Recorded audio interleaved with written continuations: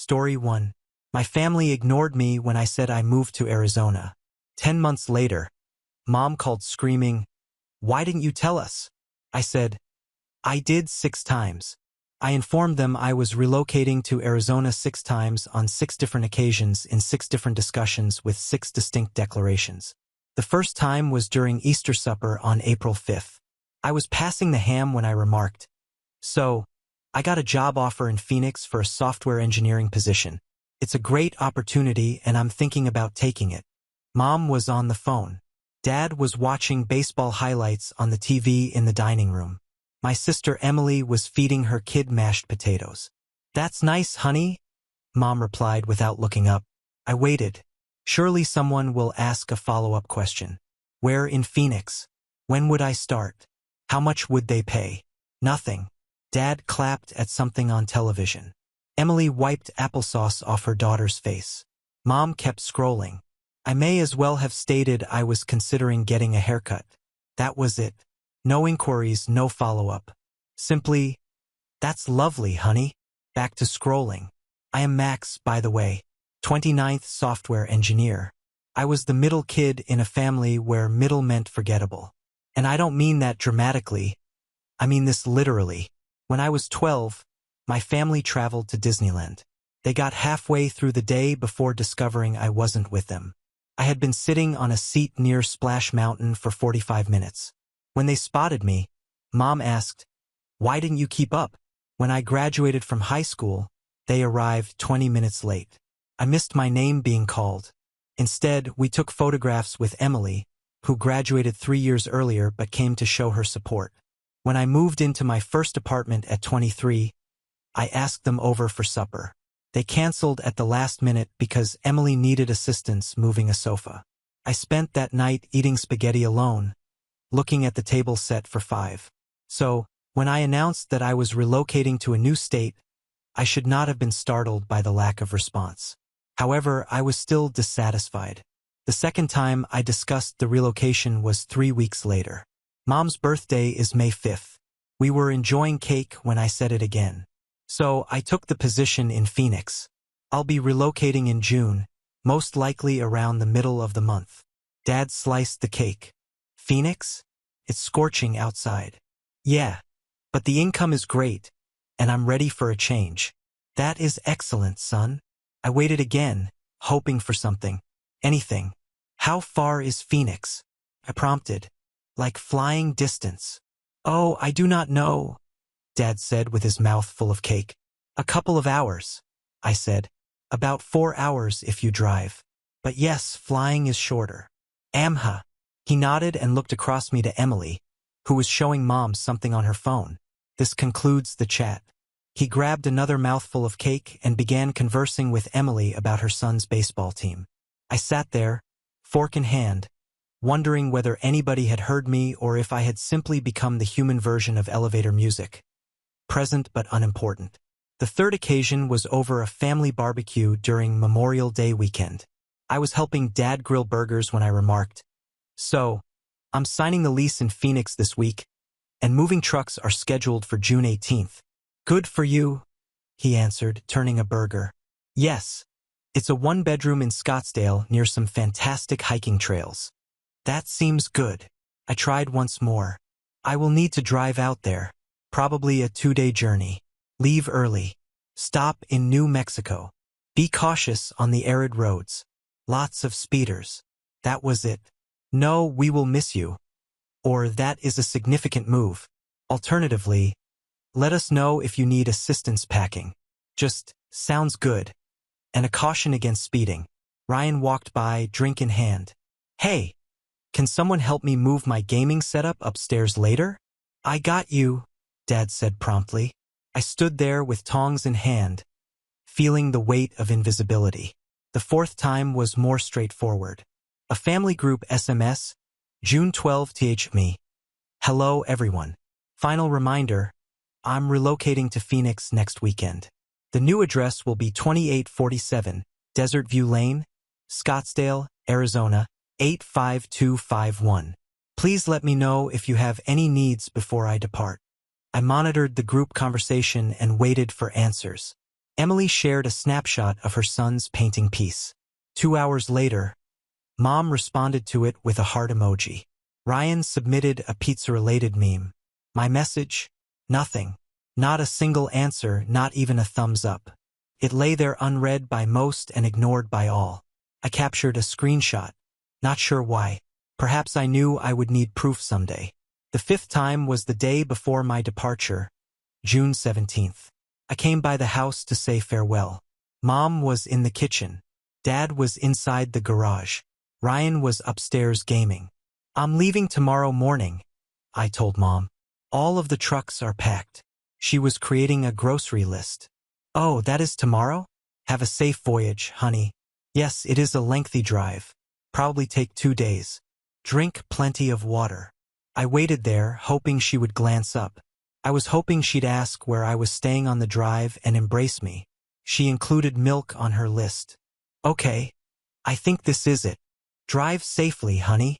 That was it. No hugs. No, we will miss you. There was no family gathering to send me farewell.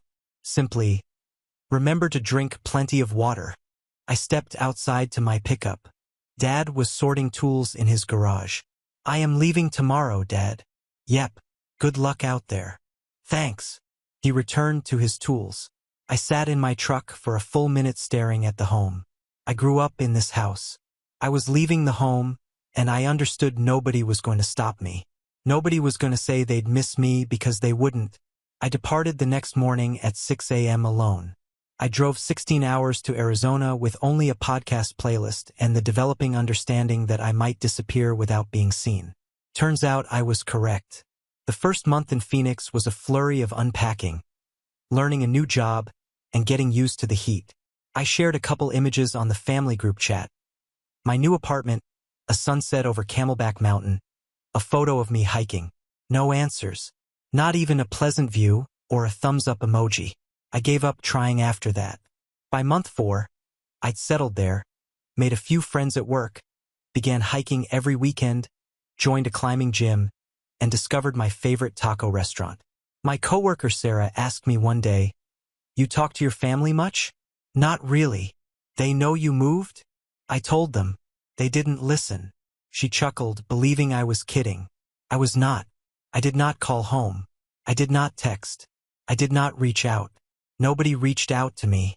Not for my birthday in July. Not for Thanksgiving. Not for Christmas. Complete quiet. It was as if I never existed. And honestly, it felt liberating. There would be no guilt trips about missed events, no last-minute favors, no more being the neglected middle kid at family dinners. It's just me, my new life, and the desert heat. In month 7, I received an SMS from Emily. Emily, hey, can you pick up Mom's medication tomorrow? She is out of refills and the drugstore shuts early. I gazed at the message, read it 3 times. Me. I am in Arizona. 3 dots emerged, stopped, and reappeared. Emily. What? Me. I relocated to Arizona 7 months ago. I told everyone several times. Emily. Oh, I assumed you were kidding. Me. Why would I make that joke? Anyway, can anybody else obtain it? Emily. Me asked Ryan. She did not react. I put down my phone and laughed. Not because it was humorous, but because it was so completely on brand. 7 months.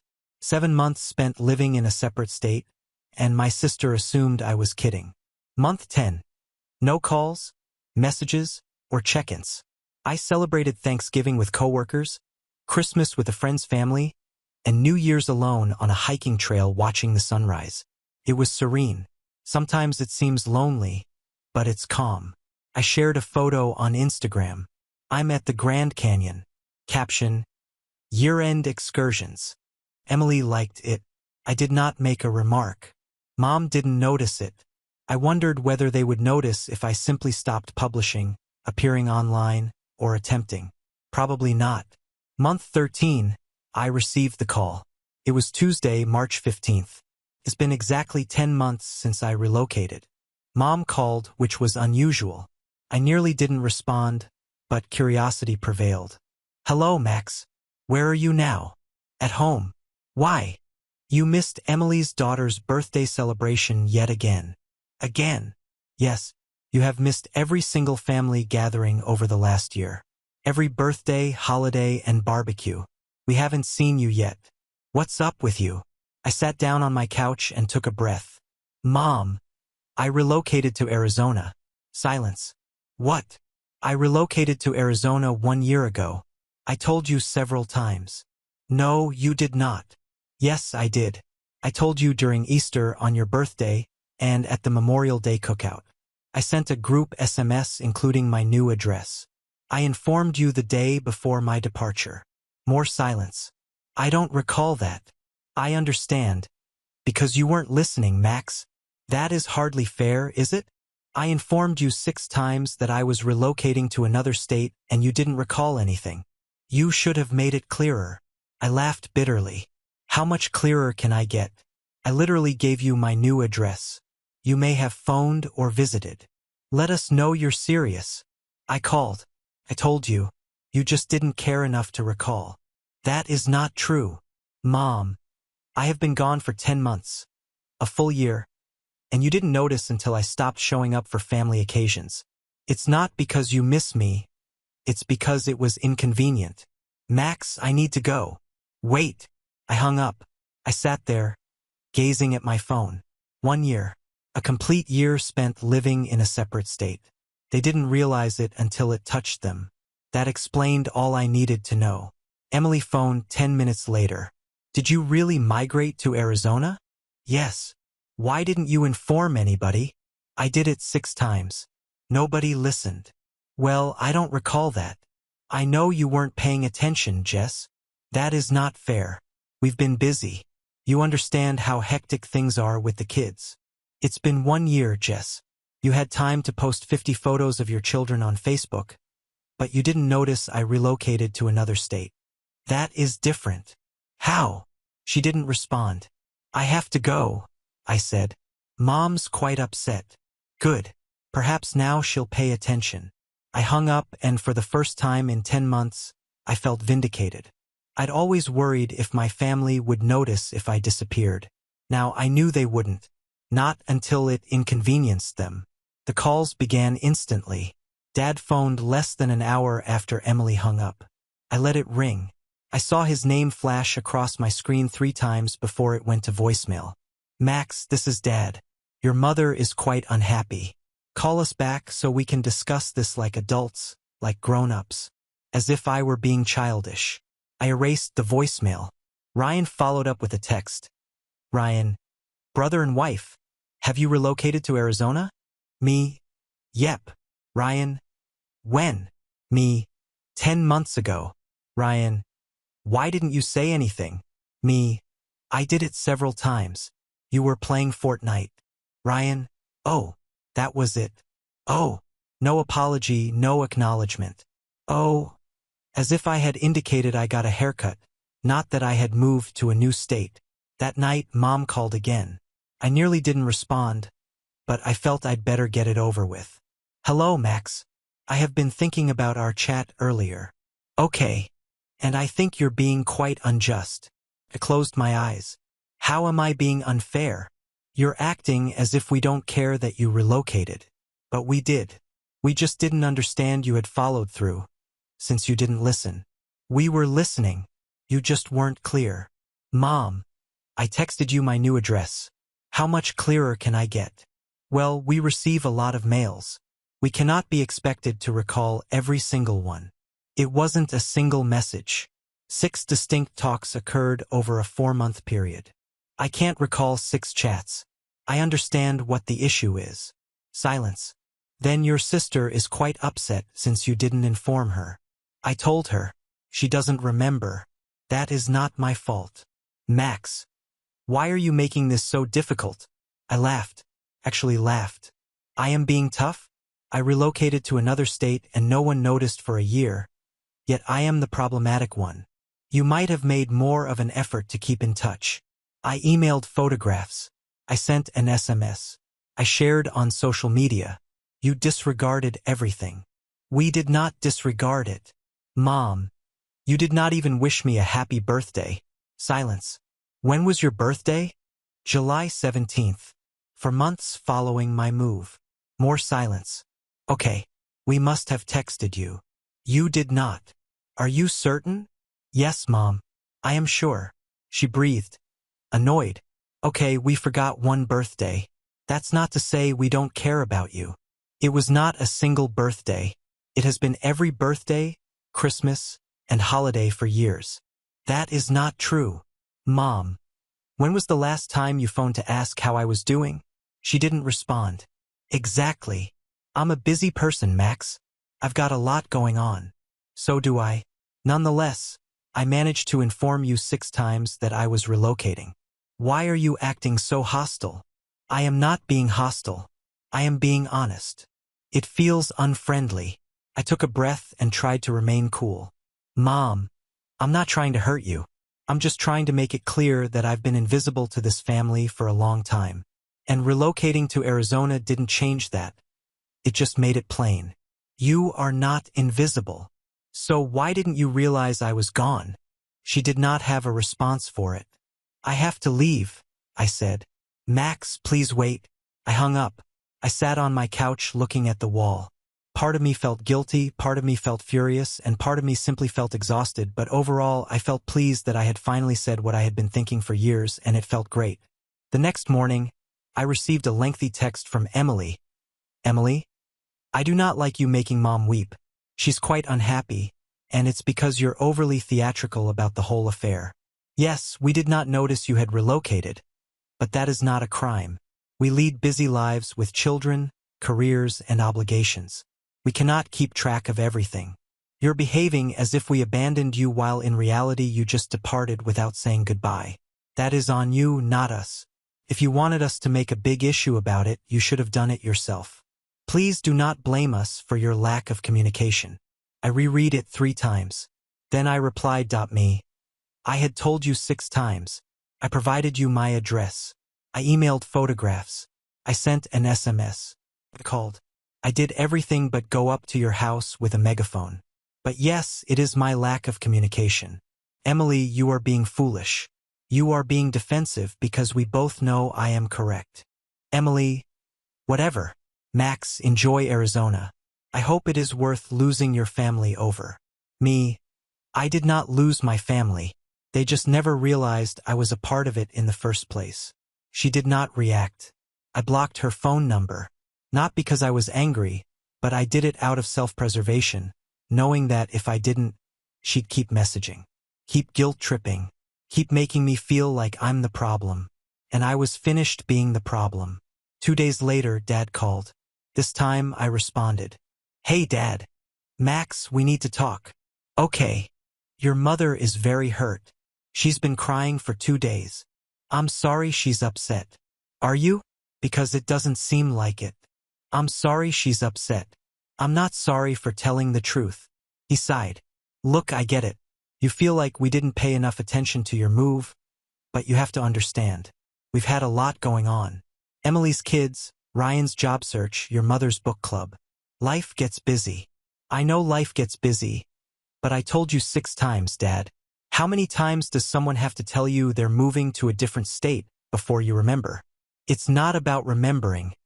It's about priorities." That landed like a punch. "What?" I said what I said. We have priorities, and sometimes certain things take precedence. "So, I'm not a priority." "That's not what I said." "That's exactly what you said, Dad. Don't twist my words." "I'm not twisting anything. You just admitted that I'm not a priority in this family." "Look, you're taking this wrong."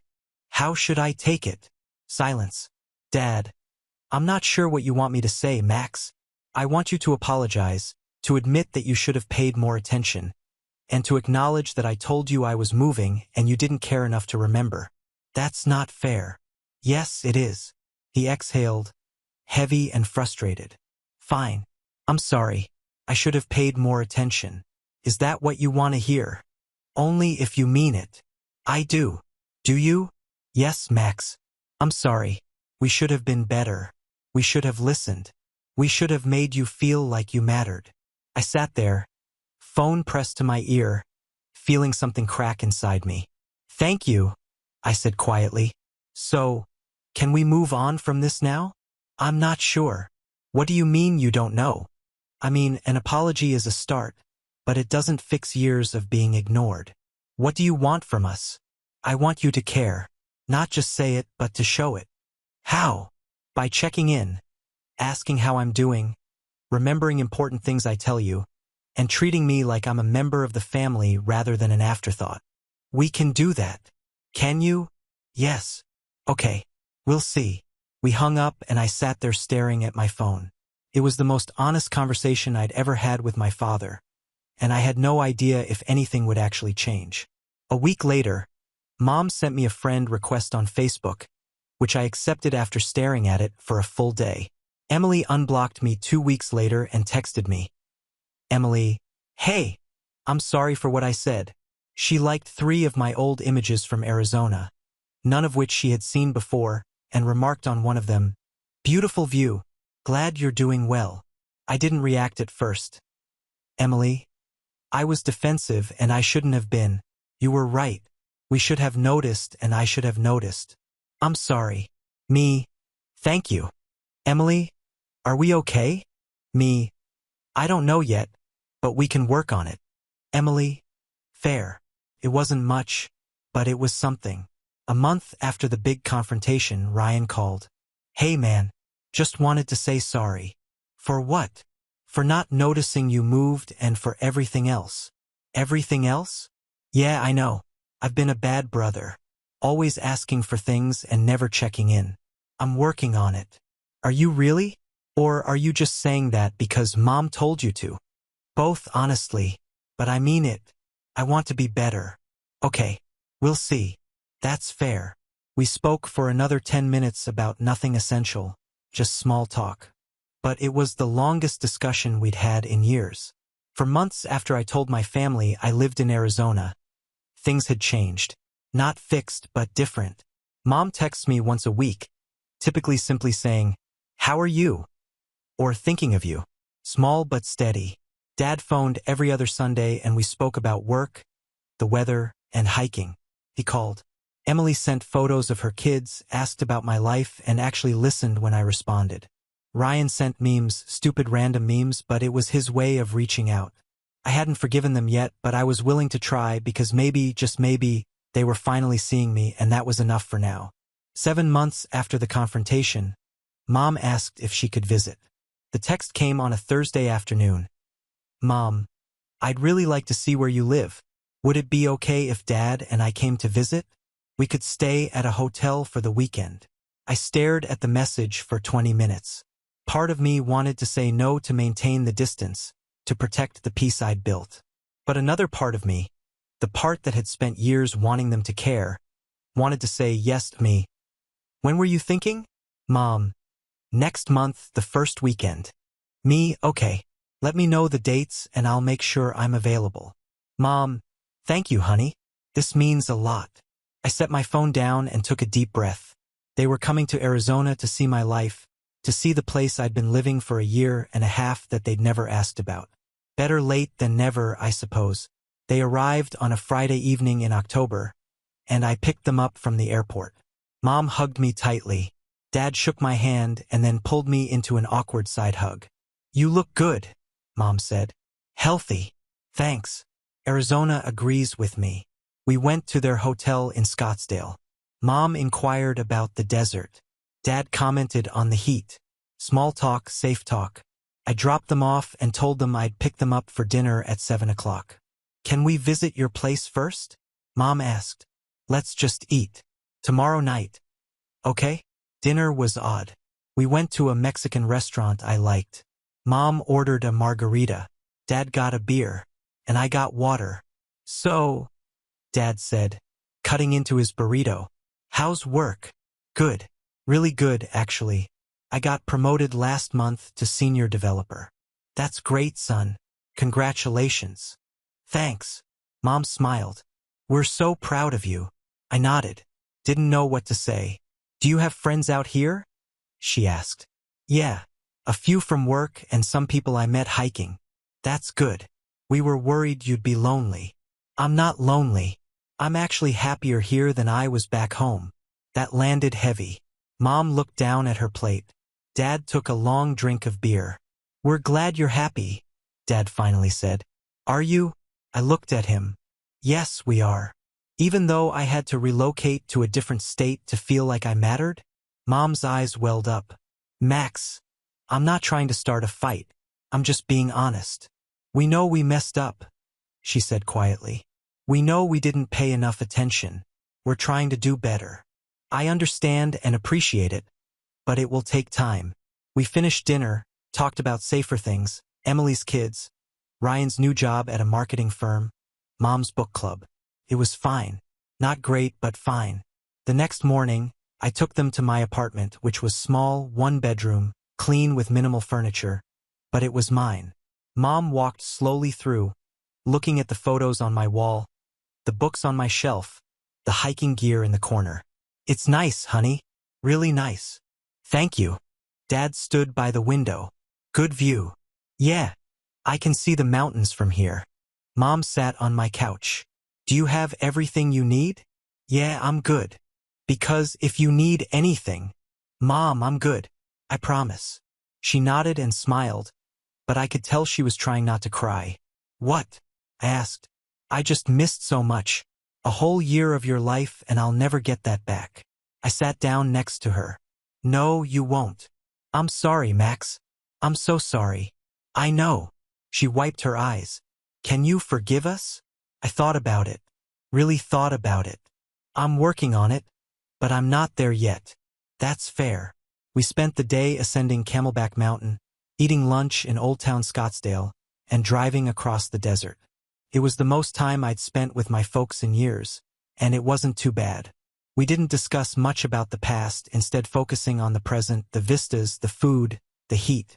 Dad once commented, I can see why you like it here. Yeah, it's peaceful. Feels like you can breathe. That's exactly why I moved. He nodded and didn't say anything else, but I could see he understood. That night we had supper at my favorite taco place, and Mom talked about my hiking adventures while Dad asked about work projects. They actually listened when I answered. Felt different, like they were really trying. As we were leaving, Mom hugged me again. Thank you for allowing us to visit. Of course. Can we come back? Maybe in a few months. I hesitated, then nodded. Yeah, we can make that work. She smiled. Relief washed over her face. They flew home the next morning. I drove them to the airport. Mom cried a little when we said goodbye. Dad hugged me longer than usual. We love you, son. I love you too, Dad. And I meant it. Even after everything. Even after the years of being forgotten. Even after the pain, I still loved them. I just didn't trust them yet. A week later, I received a package from Mom. A framed photo of us at Camelback Mountain. All three of us smiling with the desert in the background. There was a note. Thank you for the best weekend we've had in years. We're so proud of the life you've built. Love, Mom and Dad. I put the photo on my shelf next to the pictures of my friends, hiking trips, and my new life. It didn't erase the past, but it was a step forward. For months later, Christmas arrived. Mom called. We're having Christmas at the house. Will you come? I'm not sure, Mom. Please, Max. It wouldn't be the same without you. You had Christmas without me last year. You didn't even notice I wasn't there. I know, and that was wrong. But we're asking now. Please. I thought about it.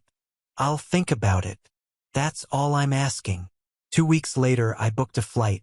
Not because I'd forgiven everything, but because I was willing to try. On Christmas morning, I walked into my parents' house for the first time in nearly 3 years.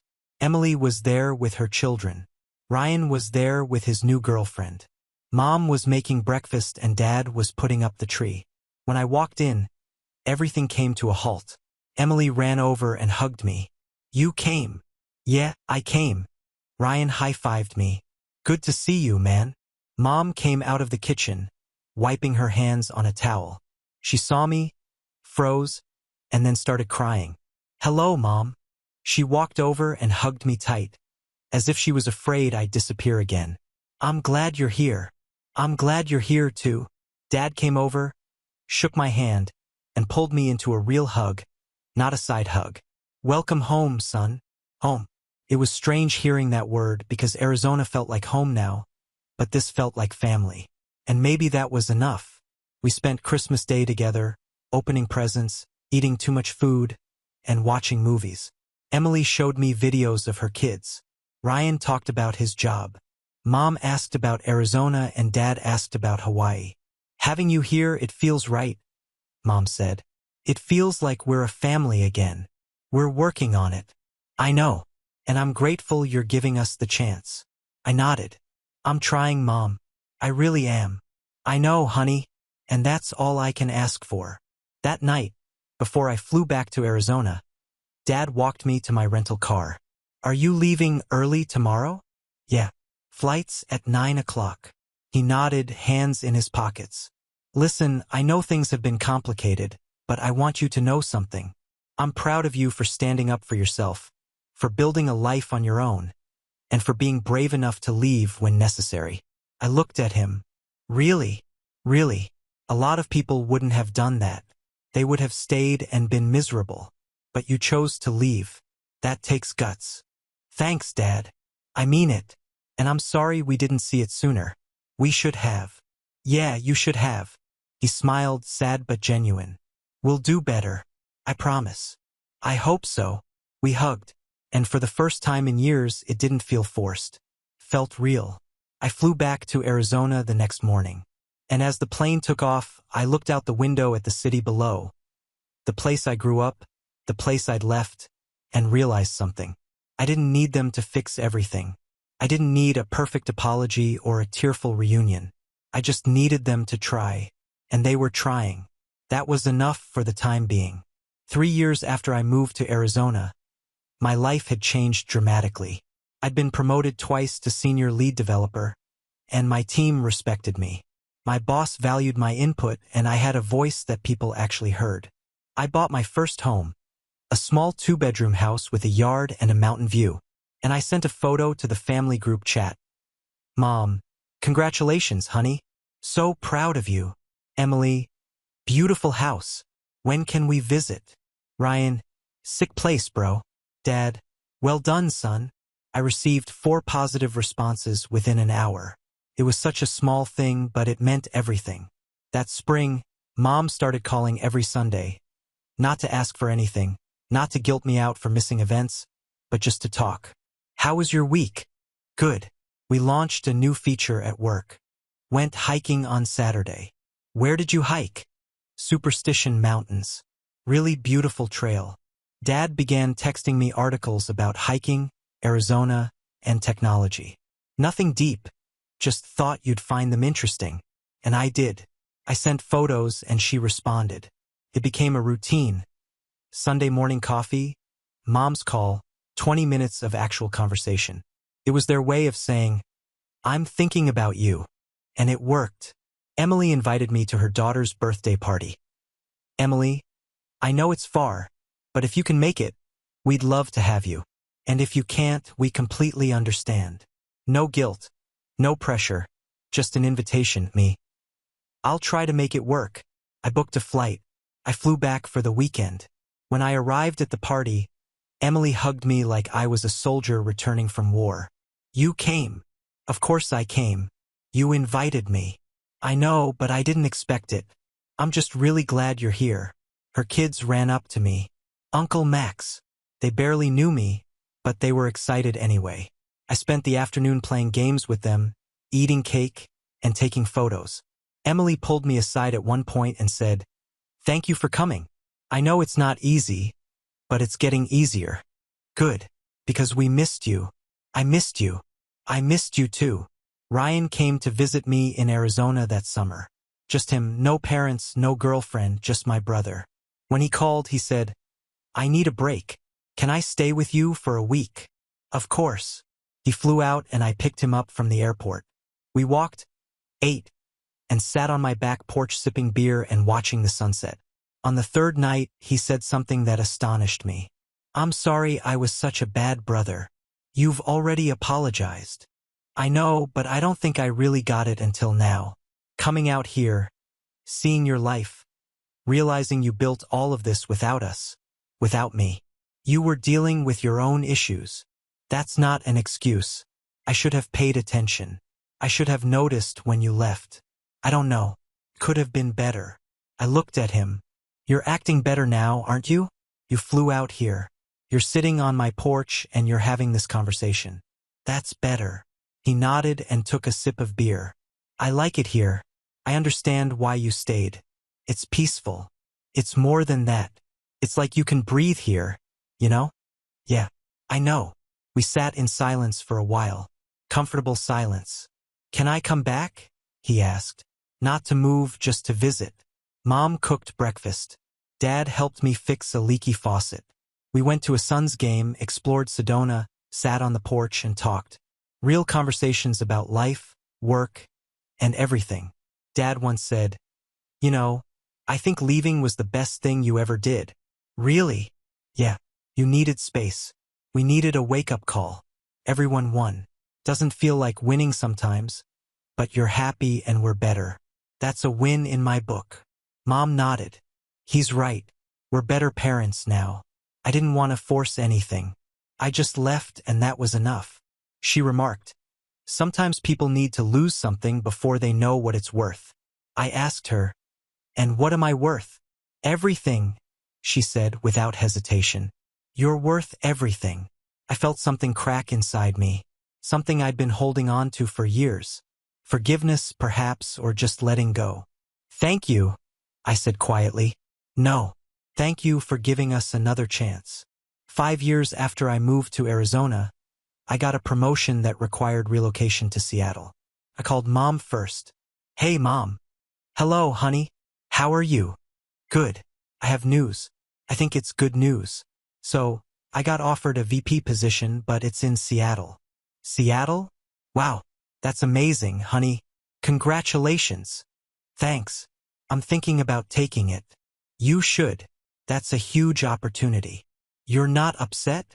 Why would I be upset? Because I just got settled in Arizona and now I'm leaving again. She laughed. Max, you're an adult. You go where your career takes you. We'll visit. You'll visit. It'll be fine. Really? Really? We're proud of you, no matter where you are. I smiled. Thank you, Mom. When do you leave? 2 months. Okay, we'll come out before you leave. One last Arizona trip. I'd like that. They came. We hiked. We ate. We said goodbye. This time was different. There were hugs, tears, and promises to stay in touch. Call me when you get there, Mom said, and send photos of your new place. I will. Dad handed me an envelope to open later, which I did on the plane to Seattle. Inside was a card and a $5,000 check which said, for your new adventure, we are proud of you. Love, Mom and Dad. I stared at it for a long time, not because of the money, but because it was the first time they'd ever supported one of my moves not with words, but with action. 6 months into Seattle, I received a text from Emily. Emily, the family group chat is planning a reunion in summer. Arizona and your old house is a meeting spot. Would you come? Me, my old house. Emily, the family wants to rent it for a week. See where you lived, hike the trails you loved, and experience what you experienced. Me, that's actually really nice, Emily. Emily, so you'll come. Me, yeah, I'll come. That summer, we all met in Arizona. Mom, Dad, Emily and her family, Ryan and his now fiancé. We hiked Camelback, ate at my favorite taco place, watched the sunset from my old porch, and for the first time in my life, I felt like I was a part of the family. Not an afterthought, not invisible, but just there, present. Ryan raised his beer in recognition.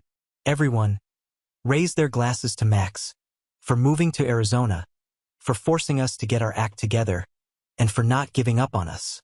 I smiled and raised mine to second chances. Later that night, I sat on the porch with Mom. This place is special, she said. I get why you loved it here. No, you saved yourself. This place just gave you the space to do so. I nodded. Maybe. I'm sorry we didn't notice you while you were standing in front of us. Do you forgive us?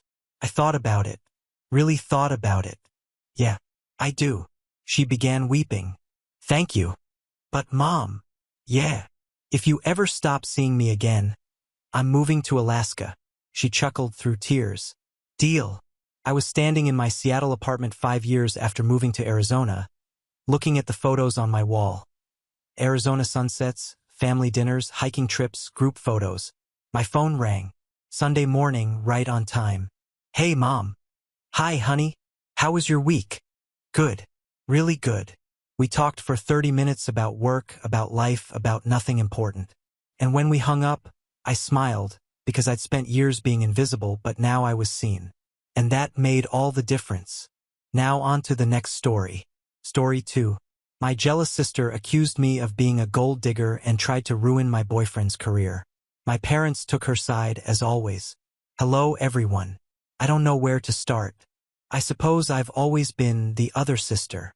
My name is Lindsay, and I'm 29 years old. I grew up in the shadow of my older sister, Melanie, who is now 34. It feels like my entire life has been spent trying to measure up to her, but I never could, at least not in my parents' eyes. Melanie has always been the golden child. I recall, as a child, seeing how easily everything appeared to fall into place for her. She was the star of every school play, the captain of her soccer team, and the straight-A student who my parents couldn't stop talking about. Meanwhile, I was simply Lindsay, the quiet one, the girl who enjoyed drawing in her sketchbook but did not shine in the ways that mattered to them. It wasn't as if I hadn't tried. I put myself into art because it was the one thing I thought I was good at, but even that wasn't enough. I recall one particular day well. During a parent-teacher conference, my middle school art instructor informed my mother that I had true talent and that, if I worked hard enough, I might be able to receive a college scholarship. I felt very proud and excited, but when we arrived home, my mother replied, "That's nice, honey, but it's not like art is a real career. Melanie's already studying for the SATs. Maybe focus on something practical." This shattered me. I was 12. I did not wish to be practical. I wanted them to be proud of me, even if it was for reasons other than Melanie. But the favoritism did not end there. My parents gave Melanie every possible benefit. They paid for her piano lessons, individual tutoring, and pricey summer camps which she didn't appear to like. When it came to me, however, the funding was tight, or so they claimed. I asked for painting lessons, even cheap ones at the community center. But they always answered, "No, we just can't afford it right now, Lindsay." They did, however, manage to finance a new car for Melanie when she reached 16. Regarding that car, here's a story that still makes my blood boil. On my 16th birthday, I convinced myself that this was finally my time. If Melanie gets a car, maybe they'll surprise me with one as well. Instead, I received a sweater. A sweater. I'm not ungrateful. I understand not every child gets a car. But what about the kicker? Melanie arrived home from college with a flat tire. And guess who got to wait and watch my father spend hours mending it while my birthday cake lay untouched on the counter? Happy birthday to me. And it's not simply the material aspects that sting. It's the emotional neglect. My mother constantly praised Melanie, saying things like, "You're so beautiful, you're so smart, and you're going to do amazing things." I can't remember the last time she said that to me. I was ecstatic to get my first job at a tiny graphic design agency. But my mother's response was, "That's nice, but when are you going back to school? You know Melanie got her master's degree." I tried talking to my father about it once. He's quieter than my mother and more passive. I asked him why it seemed like they loved Melanie more than me. He groaned, looked uneasy, and continued, "We don't love her more, Lindsay. She just needs us more." What the heck does that even mean? Is she in more need of them? She had everything handed to her. If anyone required assistance, it was me. As I became older, the gap between us widened. Melanie went on to greater and better things. An Ivy League degree, a high-paying job in finance, and a sparkling engagement ring from her equally beautiful fiancé. And me? I felt stuck. My art career didn't take off as I had hoped, and every time I saw my folks they'd say, "So, what's next?" As if what I'd done so far wasn't enough. One of the most humiliating experiences occurred last Thanksgiving. Melanie and her fiancé, Jason, came over for supper and my parents went all out. Prime rib, fine wine, the works. I brought a pumpkin pie that I had made myself, which I was very proud of considering I am not much of a cook. When I placed it on the table, my mother gave me a tight little smile and said, "Oh, sweetie, that's nice, but Melanie brought a cheesecake from that bakery downtown. Everyone loves their desserts. Guess which one was devoured first?" Melanie not only receives all of the adulation, but she also appears to ignore it. She pretends not to notice the partiality, but I believe she enjoys being the center of attention. Years ago, I tried to confront her about it. I told her it was unfair that Mom and Dad treated us differently. She stared at me with wide-eyed innocence and said, "Lindsay, you're being ridiculous. Mom and Dad love us equally." Then she turned around and uploaded a picture on Instagram with the remark, "My parents are the best," over a shot of the new watch they bought her just because. I feel as if I've been gaslit my entire life. Every time I try to express my feelings, I am met with either denial or sympathy. "You're overreacting, Lindsay," or, "Oh, you poor thing," as if I were a frail little flower incapable of handling her feelings. It is exhausting. I've been growing increasingly distant from my family. I stopped coming to family gatherings and called my mother solely to learn about Melanie's recent successes. I've been focusing on my painting again, attempting to rekindle the passion I had as a child before their relentless comparison drained everything from me. But it's hard. No matter how much I try to remove myself, that voice in the back of my head continually screams, "You'll never be good enough." I guess what I'm wondering is, am I crazy for feeling this way? Is it inappropriate to want my parents to see me for who I am rather than who I am not? Or am I doomed to live the rest of my life in Melanie's shadow? After years of feeling stuck, I eventually discovered what I considered to be a nice place. I'd been working as a freelance graphic designer, gradually developing a portfolio that I was proud of. It wasn't a glamorous job, but I adored it. For once, I felt in charge of my life, free from incessant comparisons to Melanie. That's when I met Zach. It was a random meeting at a small business exhibition that I attended to network. I was standing awkwardly near a kiosk, browsing through leaflets, when he approached me. He was tall, with dark hair that had just the proper amount of gray at the temples, and he exuded effortless confidence, which I noticed straight away. "You look like you'd rather be anywhere else," he replied, smirking. I laughed slightly, ashamed. "Is it that obvious?" He presented himself as Zach, the founder of a modest but thriving technology startup that creates software for small businesses. As we talked, I discovered that he was 36, self-employed, and had created his business from the ground up. Zach, unlike many of the folks I'd met at these occasions, was neither pretentious nor overbearing. When I explained about my business, he listened and asked questions about my design process and the types of clients I dealt with.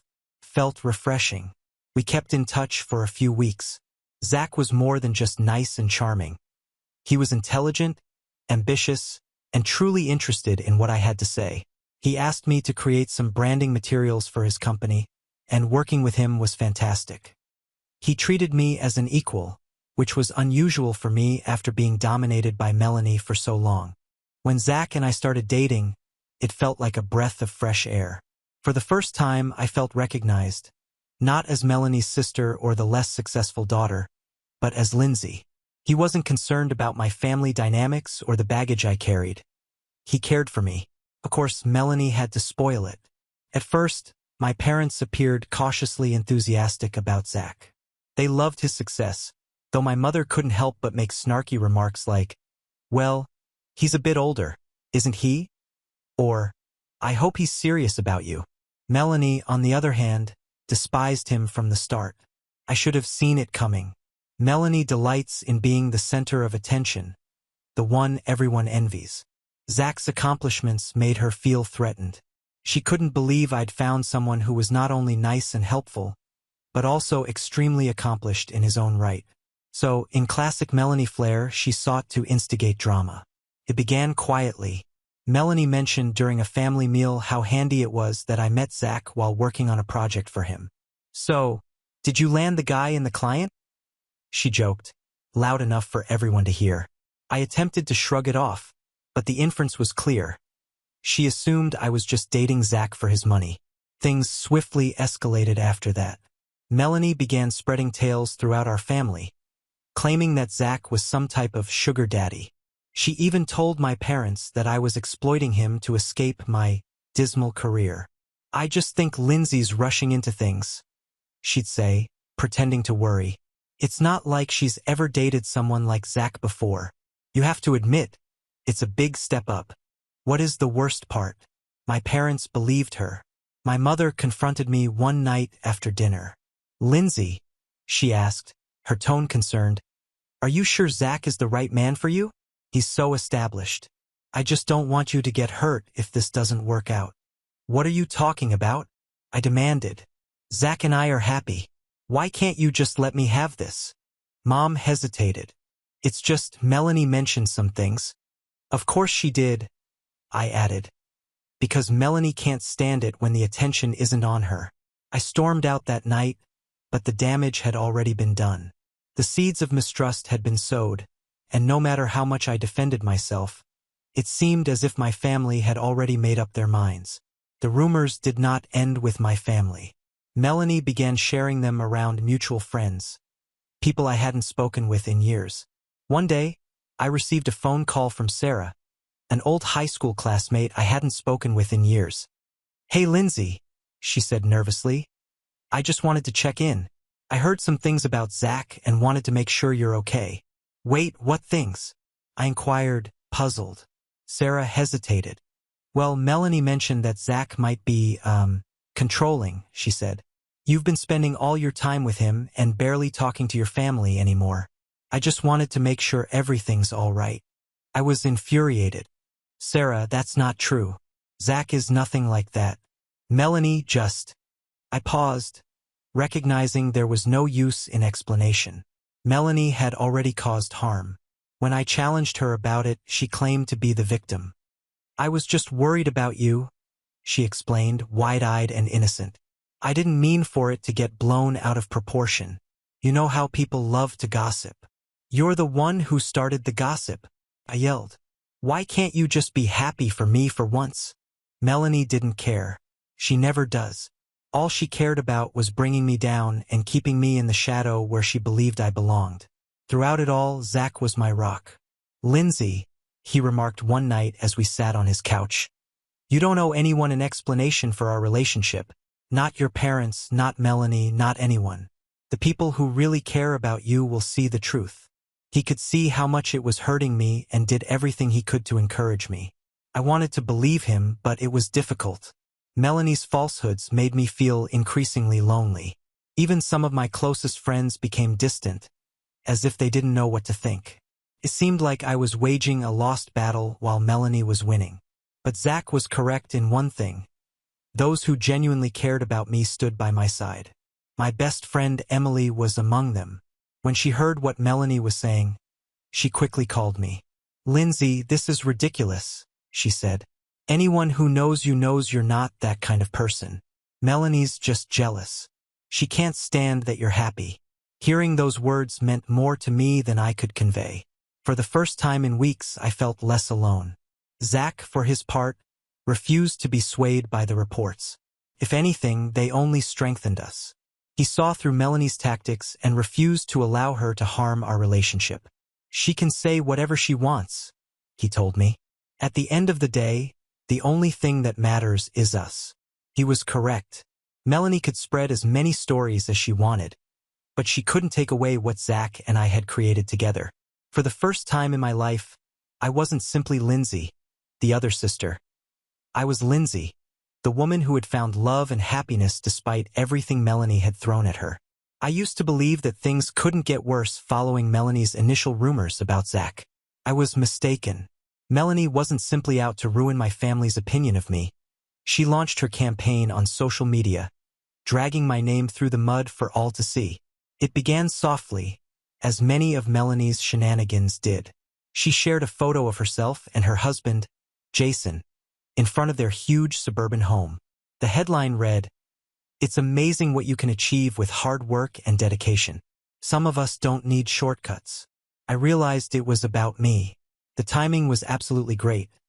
Zach and I had just shared photos from a weekend trip to Napa Valley, which Melanie would have undoubtedly seen. I attempted to ignore her posts, but they got more pointed. A few days later, another photo showed her holding an expensive handbag with the message, "Bought this with my own money because, some of us don't rely on others to fund our lifestyles." The worst one, however, was a photo of her standing in her garden with a smug smile, holding a coffee cup that read "Girl Boss." The caption, "It's amazing how some people will do anything for a free life." Her friends and acquaintances chimed in, some even tagging me directly in their replies. I was upset, but I wasn't sure what to do. Part of me wanted to confront her publicly in order to defend myself, but Zach urged me otherwise. "She's baiting you," he remarked. "If you respond, you're giving her exactly what she wants." He was correct, of course, but that didn't make things any easier. Every time I opened my social media, there it was. Her smug expression, passive-aggressive captions, an army of accomplices. It felt like she was waging war against me, and I didn't even have a weapon to defend myself. A few weeks later, things escalated during a family meal. My parents had invited everyone over for what they called a relaxing evening. I should have known better. Nothing about being in the same room with Melanie could possibly be relaxing. Melanie was on edge from the time Zach and I stepped in. She welcomed us with a phony smile and an overly bright, "Oh, hi you too." But her tone was tinged with sarcasm. She hardly acknowledged Zach, instead concentrating her entire attention on Jason, making a huge deal of questioning him about his career, their forthcoming vacation, and his plans to remodel their already exquisite kitchen. Dinner began uneventfully enough. My mother had prepared one of her hallmark dishes, roast chicken with all the fixings, and the discussion was primarily small talk.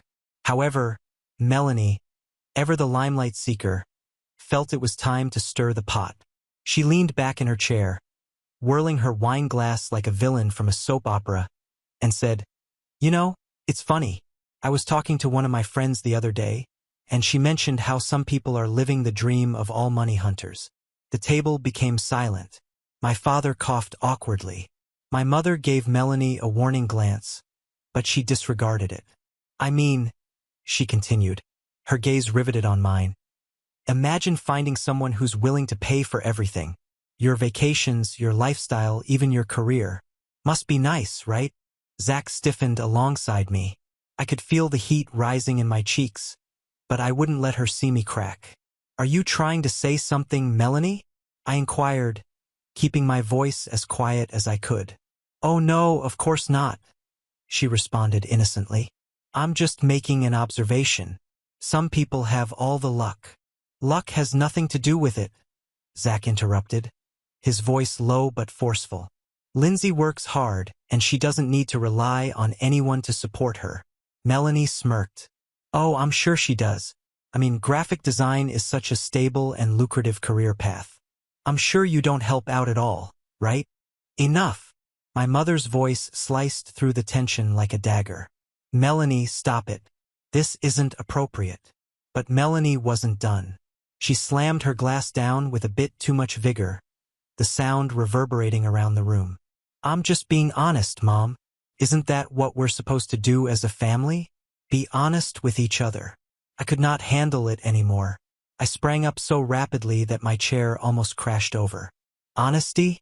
You wouldn't know honesty if it hit you in the face. All you know how to do is tear people down, because you can't stand it when the spotlight isn't on you." "Lindsay, don't," Zach murmured calmly, placing his hand on my arm, but I was beyond the point of caring. "Do you know what your problem is, Melanie?" I asked, my voice quivering with wrath. "You can't stand the fact that someone else might actually be happy for once. You thrive on making other people feel small because that's the only way you can feel big." Melanie's face flushed hot, but she did not answer. My father said something about everyone needing to calm down, but I didn't want to hear his half-hearted attempts at mediation. I grabbed my coat and turned to face Zach. "Let's go." We went without saying anything, the tension in the room so heavy that I felt like I was suffocating on it. I burst into tears as soon as we arrived at the car. "I can't do this anymore," I wept. I can't keep pretending everything's fine when she's destroying my life. Zach drew me into his arms, his words calming. You don't have to. You don't owe her or anyone else in your family anything. You've worked hard for what you have, and you don't need to justify it to anyone, least of all Melanie. He was correct, of course. But as much as I wanted to wipe Melanie out of my life entirely, I knew it wouldn't be that easy. She was more than just my sister. She was my parents' darling, the golden child. Cutting her out would also mean cutting them out, which I wasn't sure I was prepared for. The next few days were a jumble of emotions. Rage, despair, and frustration. I blocked Melanie on all social media platforms, not wanting to see any more of her passive-aggressive posts. But the damage had already been done. Friends and acquaintances who had seen her posts were immediately asking questions, their tone tinged with thinly veiled condemnation. You're not actually dating him for his money, are you? One of them questioned me directly. No, I snapped. I'm not. But the stories lingered, and Melanie's shadow became larger than ever. No matter how hard I tried to get away, it felt like she was always one step ahead, ready to drag me down. After that horrible family meal, I knew I couldn't keep putting myself through Melanie's games. Every interaction with her seemed like a landmine about to detonate, and I was done falling into her traps. Zach and I talked about it, and we both agreed I needed to take a step back for my own sanity. I needed to set some boundaries, even if it meant missing family occasions. The first test came a few weeks later when my parents said they would be having a cookout. It'll be fun, my mother stated over the phone, her tone far too enthusiastic. Jason and Melanie are coming and you can bring Zach. We haven't seen you two in ages. I paused. I don't think that's a good idea, Mom. She heaved an impatient sigh that made me feel like a troublesome child. Oh, Lindsay, don't be like this. It's just a little barbecue. You're not still upset about what Melanie said? Are you? Are you still upset? I asked incredulously. Mom. She basically accused me of being a gold digger in front of the whole family. And that's not even mentioning all the crap she's been posting online. Mom dismissed it with a giggle. Oh, honey, you know how Melanie is. She doesn't mean half of what she says. You two just need to talk things out. No, Mom, I replied firmly. What I need is for her to stop attacking me every chance she gets. Until that happens, I'm not going to any event where she's present. There was a prolonged pause. Finally, she remarked, well, I think you're overreacting, but if that's how you feel, it wasn't the answer I was hoping for. But she didn't go any further. Zach and I spent the weekend hiking instead, enjoying the solitude and quiet of the trails away from Melanie's toxic presence. But my absence was not unnoticed. A few days later, my father called, his tone pleasant but with that hint of disappointment I'd heard so many times before. Lindsay, your mother told me you didn't come to the barbecue because of Melanie. Is that true? Yes, Dad, I said, bracing myself for the scolding I knew was coming. Lindsay, he replied, she's your sister. Families fight sometimes, but that doesn't mean you just walk away. Your mom and I raised you both better than that. I felt a knot form in my throat. Dad, this isn't just a fight. This is years of Melanie tearing me down, and I'm not going to put up with it anymore. I have to protect myself. He exhaled. I get that you're upset, but don't let this destroy the family. You two need to find a way to work things out. Destroy the family? The word struck me like a punch in the gut. It was the same guilt trip strategy my parents had used throughout my life to keep me in line, and I was sick of it. I'm not the one destroying the family, Dad. I murmured, my voice trembling. If you want to blame someone, blame Melanie. However, he did not. He never would. Over the next 2 months, I stuck to my decision. I denied any invitations from my parents to events attended by Melanie. Let us know when you're hosting something without Melanie, I'd propose. They never did. Every time I turned them down, they'd say I was being harsh. Melanie was doing her best, and I was letting a minor misunderstanding destroy everything.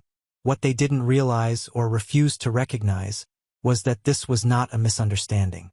This was a pattern of conduct that had persisted throughout my life, and I was not going to continue submitting myself to it merely to keep the peace. The distance from my family was difficult, but it also allowed me to focus on myself. I immersed myself into my business, accepting new clients and developing my portfolio.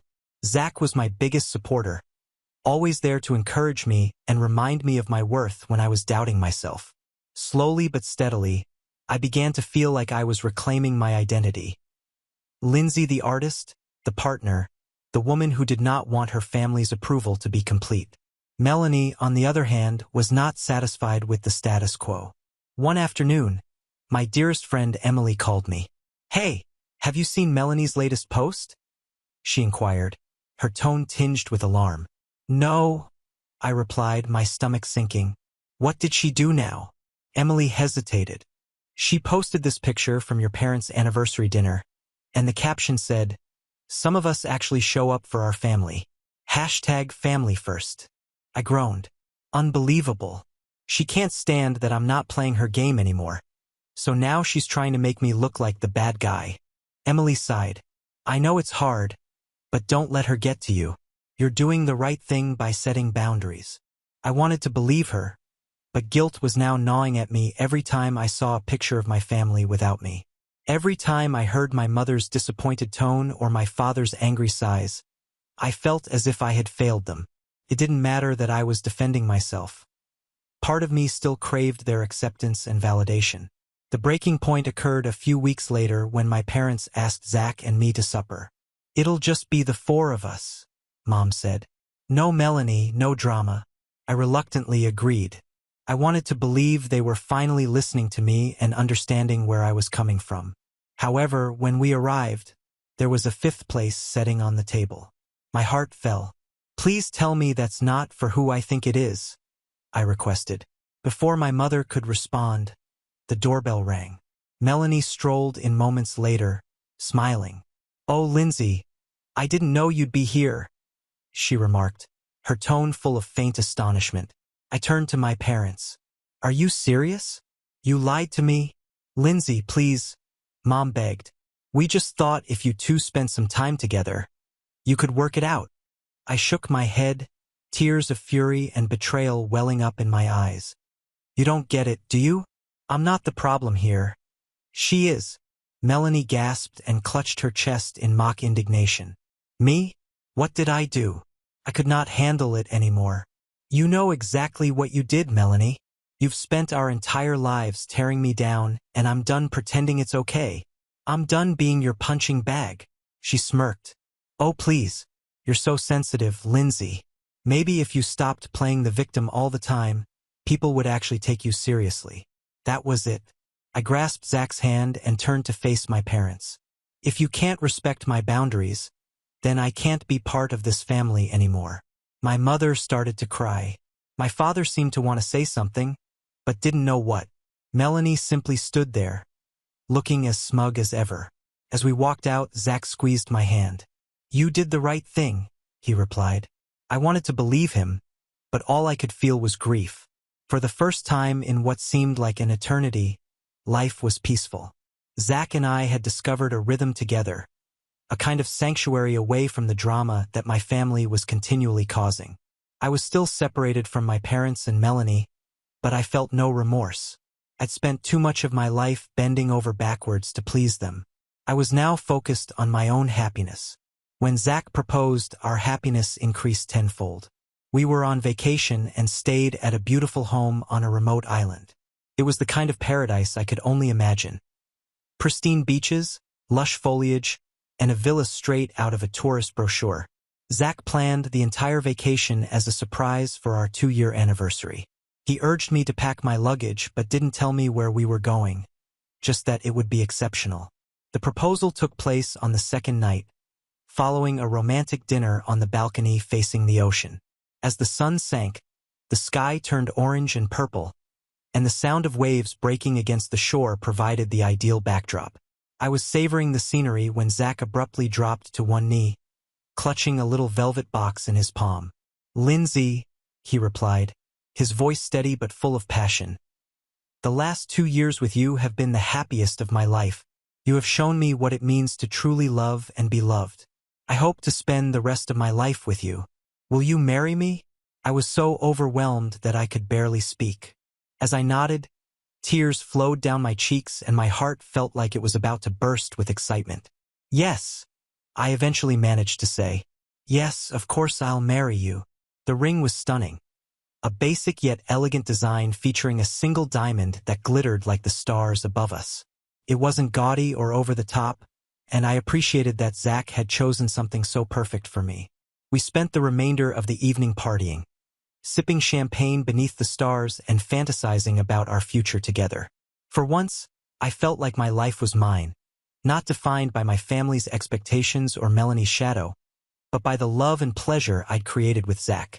When we returned from our trip, we began arranging the wedding. Neither of us wanted anything large or ostentatious. We both preferred closeness over show.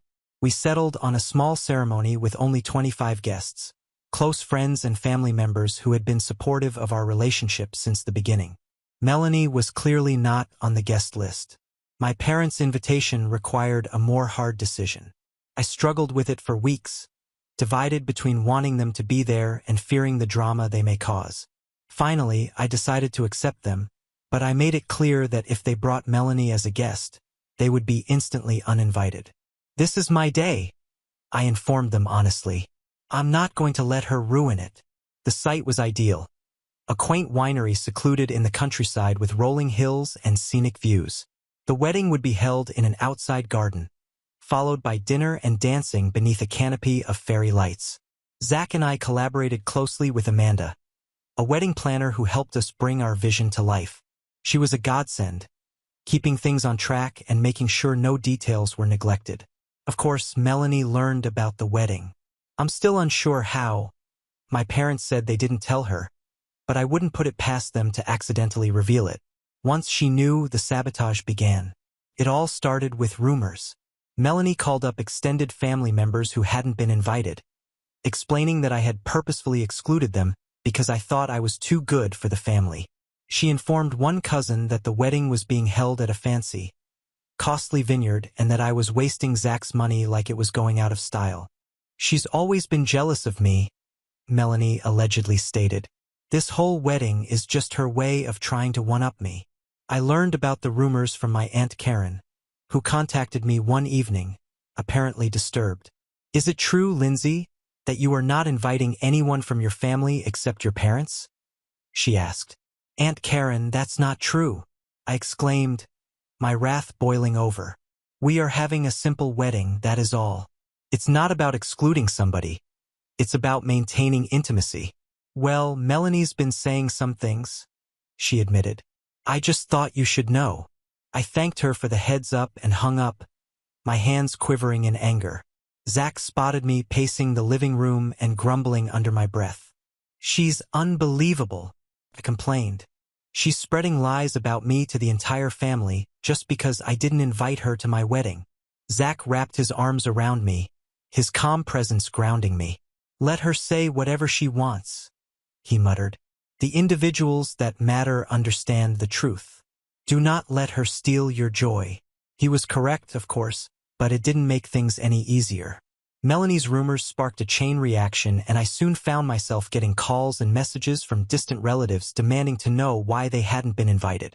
It was exhausting, but I wouldn't let it impede my plans. When the wedding day arrived, I was a bundle of jitters, not because of Melanie.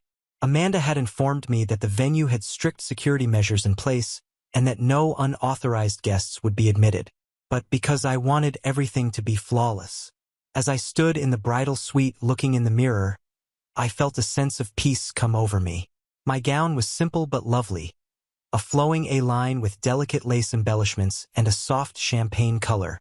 My dearest friend Emily stood alongside me, smiling as she adjusted my veil. "You look incredible," she replied. "Zach's going to lose it when he sees you." The ceremony was all I had imagined it would be. As I came down the aisle, my heart leaped when I saw Zach waiting for me, his eyes full of love and pride.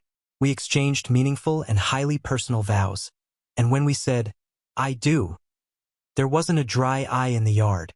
The reception was equally as wonderful. The meal was exquisite, the wine flowed freely, and the dance floor was filled with laughing and happiness. My parents behaved appropriately, though I could sense my mother was uncomfortable without Melanie. Still, for once, the spotlight was on me. Not on family conflict or sibling rivalry, but on the love Zach and I shared. As the night came to a close, I found myself sitting with Emily and a few other close friends, reminiscing on everything that had led up to this point. "You did it," Emily remarked, raising her glass in a toast. "You stuck up for yourself and achieved pleasure. That is what matters." Following the wedding, Zach and I hoped Melanie would finally leave us alone. But of course that was too much to ask. Instead, her toxic behavior worsened. She began spreading even more ridiculous accusations, not only about me but also about Zach. According to Melanie, Zach had a history of dominating his partners, had been sued for fraud in the past, and was using his fortune to influence me into separating from my family. Of course, it was all falsehood, but the sheer arrogance of it was terrible. The worst aspect was that her lies began to damage Zach's professional reputation. One of his business associates, Mark, called him to inquire about the lawsuit. At first Zach was perplexed, but when Mark mentioned that he had learned about it through a mutual acquaintance, it was evident that Melanie was the source. This was the last straw for Zach. He was not the kind to exacerbate situations unnecessarily, but this wasn't simply petty family drama anymore. It was defamation, and it was beginning to harm his livelihood. Zach decided to pursue legal action. He contacted his lawyer, Andrea, a no-nonsense woman who had handled his business contracts for many years. Andrea acted quickly when Zach explained the problem. "We'll draft a cease and desist letter immediately," she told me. "If she doesn't comply, we'll escalate to a defamation lawsuit." The letter was mailed a few days later. I hadn't seen it, but Zach assured me that it was clear and left no room for interpretation. It detailed all of Melanie's fraudulent assertions, requested that she stop making defamatory statements immediately, and warned that failing to comply would result in legal action. Zach's tone when discussing it was calm but forceful. "This isn't just about us, Lindsay," he told me. "People like Melanie won't stop unless forced to. She needs to learn that her actions have repercussions." Melanie did not take it well, as one could expect. The day after she received the letter, she called my mother in tears, accusing Zach of bullying her and attempting to destroy her life. My mother, of course, called me right away, her voice filled with guilt-tripping concern. "Lindsay, what is happening? Melanie claims Zach is threatening her with a lawsuit. Isn't that a little extreme?" "She's lying, Mom," I responded, attempting to remain cool. "Zach's not threatening her. He's urging her to stop telling lies about us. She, not him, is ruining people's lives here." "But she's your sister," my mother explained, as if that justified everything. "Can't you two talk it out?" "No, Mom," I snapped. "We tried that, and it obviously didn't work. This is more than simply family conflict. She's breaking the law. If you don't comprehend that, perhaps you're part of the problem." Mom didn't say much after that, but I knew she still supported Melanie. Stung, but by this stage I was used to it. Melanie's life began to fall apart as the legal pressure increased. Her toxic behavior had alienated many of her friends over the years, and this current incident appeared to be the last straw for a few of them. I heard through the grapevine that numerous people had severed ties with her because they were tired of the continual manipulation and drama she introduced into their lives. Sarah, one of her closest friends, reached out to me. "I just wanted to say I'm sorry for ever believing Melanie's lies," Sarah told me. "She's been saying nasty things about you and Zach for years, but now I realize it's all envy. She's toxic and I can't be around her any longer." It was reassuring to hear, but also heartbreaking. Melanie had always been surrounded by people who adored her, yet her actions had caused her to lose many relationships. Now those bridges were crumbling one by one. She was also struggling financially. Jason, her husband, had lately lost his job, and without it, they were struggling to keep up their extravagant lifestyle. Melanie refused to downsize, claiming they could wait it out, but debts were piling up. Credit card debt, house bills, and the expenditures of living the fashionable lifestyle were catching up with her. Eventually, everything came crumbling down. Jason petitioned for divorce, alleging irreconcilable differences.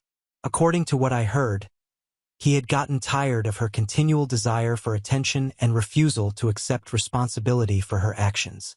Melanie's situation deteriorated much further after her divorce. She lost her house and most of her belongings and was forced to move in with my parents. I wish I could feel sorry for her, but I don't. Melanie had spent her entire life putting others down in order to boost her own status, and now she was reaping the consequences. Even yet, it was difficult not to feel some residual anger when I heard my mother discuss assisting Melanie in getting back on her feet. "She's going through a tough time," Mom said one day during one of our few phone calls. "We're just trying to be there for her." "Of course you are," I replied, unable to hide my contempt. "Hasn't she always been your priority?" "That's not fair, Lindsay," Mom exclaimed, protective as usual. "She is your sister. Don't you worry about what happens to her." "No, Mom," I replied simply. "I care about what happens to me and Zach, and I'm not going to let her drag us down with her." It was a harsh statement, but it was true. I'd spent far too much of my life thinking about Melanie, about how to deal with her drama and how to convince my parents of the harm she was creating. I was now focused on defending myself and the life I had created with Zach. Melanie appeared to fade away from my radar over time. The legal letter had worked. She ceased spreading lies about us, and we were finally at peace. Zach and I immersed ourselves into our profession and our relationship, creating a life founded on love and mutual respect. My relationship with my parents remained tense, but I had come to realize that certain things would never change. Every now and again, I received updates about Melanie from family members. She was still living with my parents and struggling to reconstruct her life. Part of me wondered if she'd learned anything from this, but I doubted it. Melanie is the type of person who rarely changes. Finally, I understood. I didn't need her to provide me with closure. I didn't require an apology or recognition of the grief she had inflicted. What I needed to do was move forward, leave the past behind, and concentrate on the future. And this is exactly what I did. It took years, literally years, for my parents to understand what I had been attempting to tell them throughout my life. For as long as I could remember, they had overlooked, justified, and even glorified Melanie's behavior, regardless of how toxic or harmful it was. However, as the consequences of her acts became apparent, they were unable to ignore the reality any longer. I initially noticed the shift when on the phone with my father. Melanie had returned to live with them months before, and I had kept my distance. My parents periodically tried to contact me, but our chats were difficult. This time, however, my father sounded different. Tired and worn out in a way I had never heard before. "How are you doing, Lindsay?" he inquired, his tone surprisingly mild. "I feel like we haven't really talked in a while." "I'm fine, Dad," I replied cautiously. "Busy with work, you know?" There was a gap before he sighed. I wanted to say I'm sorry." The words took me off guard. "I'm sorry for what?" "For everything," he said. "For not listening to you and not noticing what Melanie was doing. Your mom and I have discussed how badly we have let you down." I wasn't sure what to say. For years I had imagined hearing those words. My parents finally admitting the pain they had caused by continuously siding with Melanie. But now that the moment had arrived, it seemed strange. "Dad," I asked softly, "what brought this on?" "Melanie," he acknowledged. "Getting her back in the house has been eye-opening, to say the least. The way she speaks to your mother, the way she blames everyone else for her problems. It is tiresome. It has made us realize that we have allowed her to get away with far too much for far too long. Part of me wanted to be vindicated, but largely I felt tired." "I appreciate the apology," I responded, "but it doesn't change what happened." "I know," he replied swiftly. "I do not expect it to. I just wanted you to know that we see it now, and we apologize." A few days later, my mother called. She was never as forthright as my father, but her message was consistent. "We didn't do right by you, Lindsay," she admitted, her voice thick with sorrow. "We ignored Melanie's behavior because it was simpler than confronting it, and as a result, we damaged you. I'm very sorry." Hearing their comments was a step forward, but it did not alleviate years of sorrow. I told them so. I need time, I explained. This isn't something I can just forgive overnight. They appeared to understand, and for the first time they didn't try to force me to move quicker than I was willing to. Not long after, I received a letter. Came from Melanie. Seeing her handwriting on the envelope filled me with dread. I hesitated whether or not to open it, but my curiosity went out. The letter was long, many pages of carefully written text, and as I read it, I couldn't help but feel a range of emotions. Melanie apologized for everything. The lies, the manipulation, and the years spent undermining and making me feel tiny. She stated that envy drove most of her actions, but she did not go into detail about what she was envious of. She apologized for spreading stories about Zach, causing tension at family events, and capitalizing on years of favoritism. I know I've hurt you in ways I can't undo, she wrote, but I want you to know that I sincerely apologize. I've done a lot of reflecting, and I realize how toxic I've been, not only to you but to everyone around me. I don't expect you to forgive me, but maybe someday we can start over. Reading her remarks, I felt a glimpse of something I couldn't quite place. Perhaps relief or maybe optimism. But overall, I felt cautious. Melanie's past behavior had taught me not to take her comments at their face value. A single letter, no matter how passionate, was insufficient to repair the damage she had done. I showed Zach the letter that evening and we discussed it during supper. Do you believe she means it? I asked. He thought for a moment. Maybe. But even if she does, you don't have to accept her back into your life. I know, I replied. I just don't want to make the wrong decision. If she is serious, perhaps I should give her a chance. Giving her a chance doesn't mean jumping back into the relationship as if nothing happened. Zach told me. You can take it slow. Set boundaries. Protect yourself. He was correct, of course. If I was going to look into the prospect of restoring a relationship with Melanie, it had to be on my terms. For the following 2 weeks, I tucked the letter away in a drawer, reviewing it sometimes, but without answering. I was not prepared and I did not want to rush into anything. Meanwhile, my parents continued to work on repairing our relationship. They called on a frequent basis, not to guilt or pressure me, but to simply check in. It was a minor but significant difference, and I appreciated it more than I let on. Melanie had recently begun visiting a therapist, according to my mother. I think she's really trying to change, she told me. She's been talking about all the things she wants to do differently, how she wants to make amends. That's good, I remarked wearily. But I'm still not ready. I understand, Mom murmured, and for once she appeared to mean it. Months passed and I began to experience a feeling of closure, not because I had forgiven Melanie or repaired our relationship, but because I was finally enjoying life on my own terms. I was doing well in my career, my relationship with Zach was better than ever, and I had surrounded myself with people who genuinely cared about me. My connection with my parents was gradually improving and, while not ideal, it was a step in the right way. I eventually decided to write Melanie back. My letter was brief and to the point. I thanked her for her apology and acknowledged her efforts, but I made it clear that I required time and distance. If we're ever going to rebuild our relationship, I declared, it has to be on new terms, terms that respect my boundaries and my well-being. I had no idea how she would react, and honestly, I didn't care. For the first time in my life, I wasn't looking for her approval or attempting to please her. I was living for myself, which felt liberating. In the end, I recognized that forgiveness isn't about condoning someone's behavior or pretending the damage never occurred. It's about releasing yourself from the weight of that pain and choosing to move forward in a way that preserves your serenity, which is exactly what I plan to do. Life has a tendency of shocking you when you're least expecting it. After years of struggling with my own issues, dealing with family dysfunction, and questioning my worth, I suddenly found myself in a position where everything was fitting into place.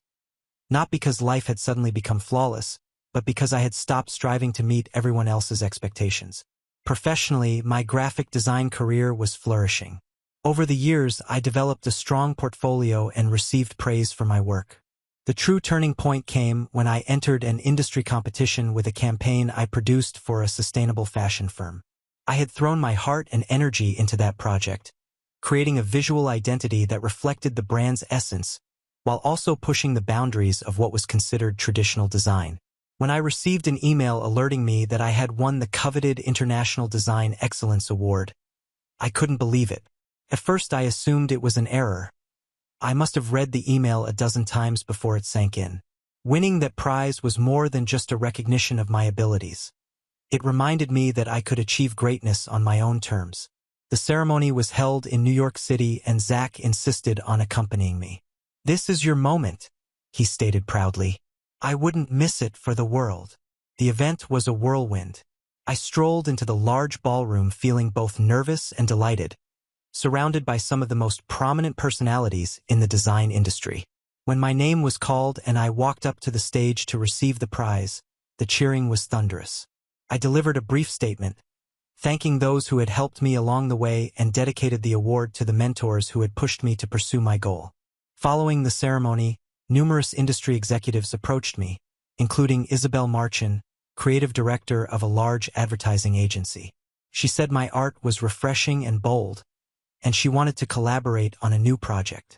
That conversation marked the start of a professional connection that would lead to innumerable opportunities for me in the years ahead. Winning the award also spurred me to launch an initiative I had been planning for years, a mentorship program for budding designers. I termed it Creative Futures. The purpose was straightforward: to give information, guidance, and chances for budding designers who didn't have typical entry points into the business. Setting up the application was no easy task. I collaborated with local design schools and industry professionals to secure money through a variety of grants and sponsorships. Zach, my ever-supportive boyfriend, offered to help with the business side of things, connecting me with potential sponsors through his own network. By the time the program began, we had a roster of excellent mentors and a group of bright, hungry students ready to make an impact on the world. The first year of the program was a huge success. One of our ments, a young woman named Tasha, went on to secure an internship at a renowned design firm, and several others earned scholarships to further their education. Seeing their progress and excitement reminded me why I fell in love with design in the first place. While I was busy developing Creative Futures, Zach was making waves in his own career. His technology company had developed from a modest, scrappy startup to an industry leader. After years of steady growth, Zach decided to expand internationally, establishing offices in London, Tokyo, Sydney, and Berlin. The expansion was a massive undertaking. Zach spent months traveling between locations, engaging with local teams and supervising the establishment of each new office. It was difficult work, but he relished the challenge. "I've always wanted to take this company global," he told me one night during dinner, "and now it's actually occurring. It feels surreal." Despite his tight schedule, Zach always found time for us. Whether it was setting aside an hour for a peaceful supper at home or surprising me with a weekend getaway, he never let work come between us. His ability to strike a balance between ambition and love was one of many reasons I respected him. As our professions progressed, we began to consider what we wanted our lives to be like in the years ahead. We both enjoyed the vitality of the city, but we also desired a retreat, somewhere we could unwind and recharge away from the hustle and bustle. That is how we ended up purchasing the lake cottage. Originally, Zach came up with the idea. He had been looking through real estate ads one evening when he came upon the property, a large mansion on the banks of Lake Tahoe. The house itself was spectacular, with floor-to-ceiling windows providing breathtaking views of the sea, a large terrace ideal for holding events, and a private dock for boating and kayaking. "Take a look at this," Zach replied, sliding his laptop across the table. "I think we should go see it." I scrolled through the photographs, my heart skipping a beat. "It's beautiful," I said. "Do we really need a facility like this?" "It's not about need," Zach said with a smile. "It's about creating an environment in which we can unwind and enjoy life. We've worked hard, Lindsay. I believe we deserve this." A few weeks later, we flew to Tahoe to tour the property. The instant we stepped inside, I knew it was the one. The house felt like a dream come true, luxurious but intimate, with every detail carefully planned. By the time we departed, we'd made an offer. Having the lake house felt like the pinnacle of everything we'd worked toward. We spent our weekends there, having friends for barbecues on the deck, taking long walks down the beach, and relaxing by the fire pit beneath the stars. It became our haven, a spot where we could unwind from the stresses of our hectic lives and simply enjoy each other's company. Looking back on everything we'd done, I couldn't help but be grateful, not only for our achievement but also for the path that had led us here. The difficulties we had encountered, the lessons we had learned, and the love that sustained us through it all. I knew there were more chapters to our narrative to be written, but for now I was pleased. Life was not ideal, but it was ours, which was more than enough. Now on to the next story. Story 3. I discovered my fiancée and my sister in bed together during my engagement party, and my parents asked me to stay silent to protect her reputation. I am a tenure professor at a large northeastern university, 42F. Since I'm still processing what happened at my wedding, and to be honest, I need some perspective, I need to explain what happened. Let me first briefly explain the dynamics of my family. Lisa, 38F, my younger sister, has always been our parents' favorite. Lisa entered the media industry and became a local TV personality, while I spent years conducting research and writing articles for academic purposes. Our parents were always telling me how successful and gregarious Lisa was. The partiality was brutally evident when I was growing up. Our parents paid top bucks for Lisa to enroll in theatrical classes, while I was told to use what we had when I required equipment for my science projects. All our lives, this trend persisted. The only person who really encouraged me to pursue my academic goals was my dad's mother, my grandma Martha. "Elena, you have a gift in your mind," she would often tell me. "Don't allow someone to make you less bright." While my parents were occupied watching one of Lisa's TV segments, she joined me in celebrating the publication of my first research paper in a famous magazine. After putting a lot of effort into my job, I became one of the youngest female professors in my field. Even though it wasn't the life my parents had in mind, I created a life of which I was proud. Then, during an academic meeting, I met David, 44M. He was pleasant, intelligent, and seemed to have a unique understanding of me. After 2 years of dating, I was ecstatic when David proposed. How did my folks respond? "Well, at least you won't be alone with your books anymore." Even more telling was Lisa's response. With the same patronizing grin she had had since she was a young girl, she exclaimed, "At last! I was concerned that you wouldn't meet someone who could cope with your intensity." The celebration of my engagement took place at my parents' home. Lisa insisted on assisting with the arrangements, but her idea of assistance mainly consisted of offering suggestions that were more in line with her preferences and criticizing my selections. She began to visit our home regularly, particularly during my work hours. I assumed she was simply acting in her typical domineering manner. In retrospect, there were a lot of warning signs that I decided to overlook. The way Lisa would enter a room and David's gaze would follow her. How she would laugh at his jokes and touch his arm. Lisa started coming to our neighborhood at the same time that David was spending more and more late nights at the lab. I recall the final instance of normal before things went awry. I was standing in the bedroom from my early years, examining old pictures hanging on the wall. Several glitzy photos of Lisa were hidden below my graduation photo. It seemed appropriate, a fitting illustration of my role inside the family. However, what followed? Things took an unexpected turn at that point. Downstairs, the engagement celebration was in full force, and I became aware that I hadn't seen David in a while. I told myself he was probably just making a work call, so I went upstairs to look for him. I heard noises coming from my former bedroom. At that moment, my hand was motionless on the doorknob while I stood there for a while. I opened the door, even though I had a sneaking suspicion of what I would discover. David and Lisa were entangled on the bed where I grew up, the same bed where I had spent many evenings studying for my PhD qualifications. Lisa lacked even the grace to display embarrassment. "Oh, Elena, you should have known," she continued with that same condescending grin. "I always manage to achieve what I desire." The worst thing, Richard, 40M, a prosperous real estate developer, was Lisa's husband. While his wife ruined my engagement, he was gone on business, most likely closing another $1 million deal. I can't really recall what transpired next. In some way, My legs carried me down the hallway as I backed out of the room. David's voice carried that false sincerity I now knew all too well as he called after me. "Elena, hold on. It isn't what you believe." However, it was precisely what I had assumed. Before my parents caught me, I had already gone halfway down the steps. My expression must have told them everything. "Elena, sweetie, please don't make a scene," was my mother's initial statement. "Consider your sister's union. The marriage of my sister? Not the broken engagement I had? My heart isn't broken? The marriage of my sister." With a low, anxious voice, Dad joined in. "You are aware of Richard's fidelity issues. Prenuptial agreement exists. She might lose everything.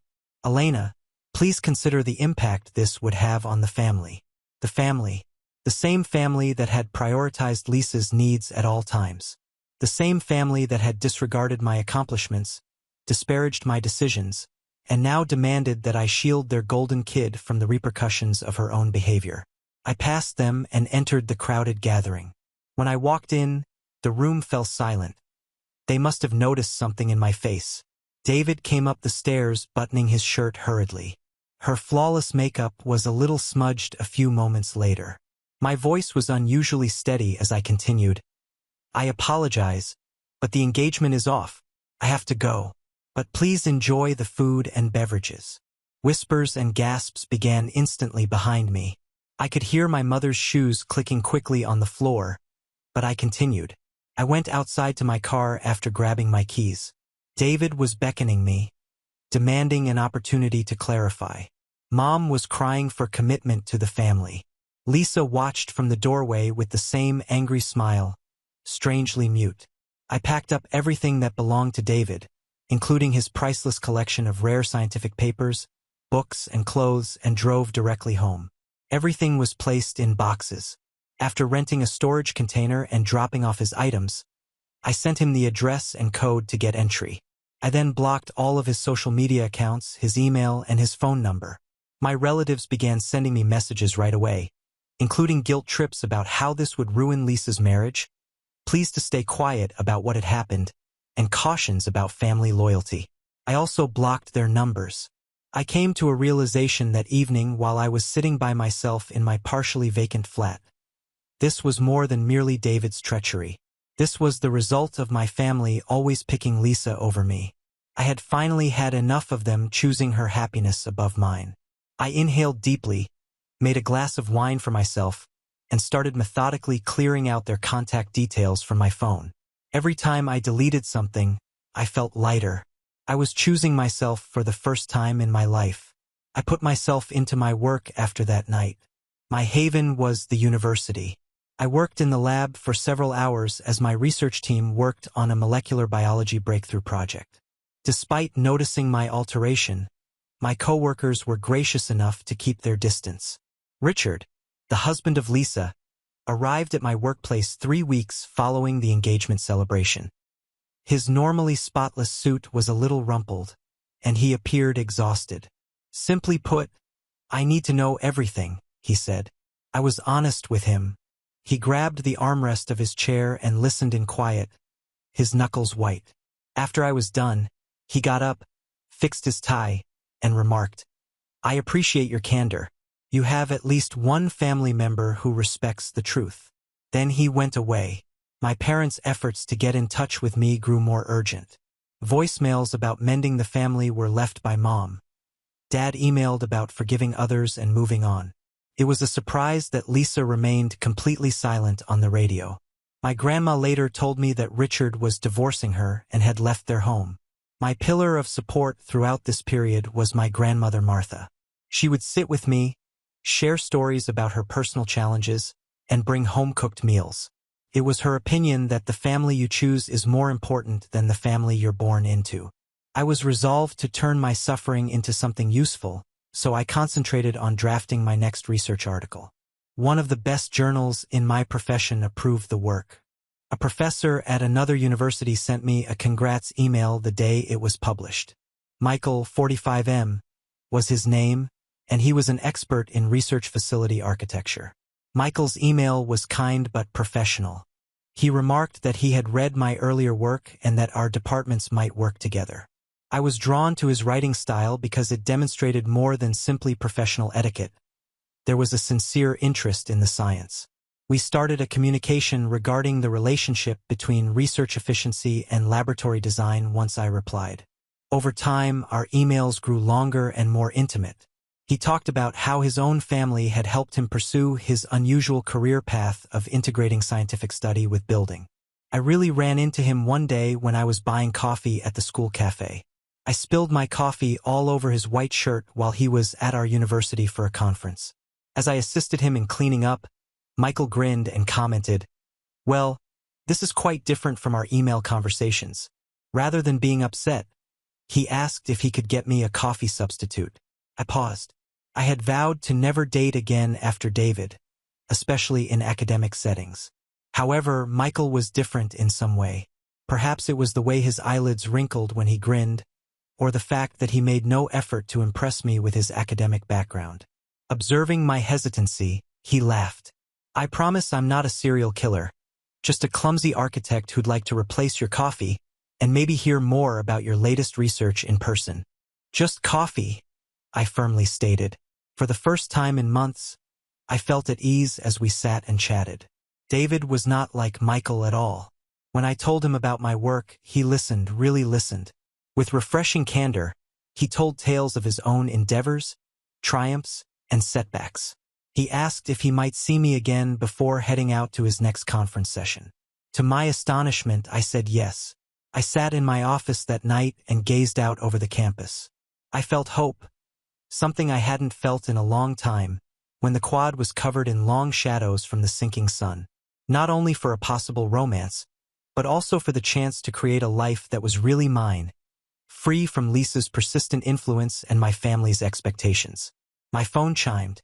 My mother texted me, "Lisa is having a hard time. Richard is acting irrationally. She requires her sister."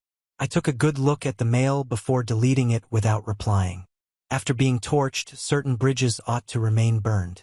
Rather, I opened my email and started composing a letter to Michael regarding a joint study project I was considering. I grinned as I typed, recalling how his eyes had brightened when we talked about the possibilities of multidisciplinary study. Perhaps, just possibly, this was the start of something genuine. Something that was exclusively mine, unaffected by the poisonous relationships of my past. Update 1. 6 months have passed since my previous post regarding Michael, the architect I actually ran into at the campus cafe. Many of you requested an update. That coffee date ended up turning into something I never would have imagined. Following our first meeting, we began discussing our joint study project over video calls. Over time, these business-related conversations turned into lengthy discussions on anything from childhood dreams to beloved books. Michael found my passion for academics fascinating, in contrast to my family, who always considered it a weakness. There was no plan for our first actual date. We met to go over the specifics of the project while he was in town for another conference. We both were aware that we were hungry as the meeting was running late. We eventually found ourselves in a small Italian eatery close to campus, where we chatted and shared a plate of pasta until the waiters began stacking seats. I was particularly struck by how different he seemed from David. Michael did more than just skim my most recent research publication. When I mentioned it, he read it carefully and returned with insightful questions. With refreshing candor, he discussed his own professional struggles, such as a recent project that had gone over its budget.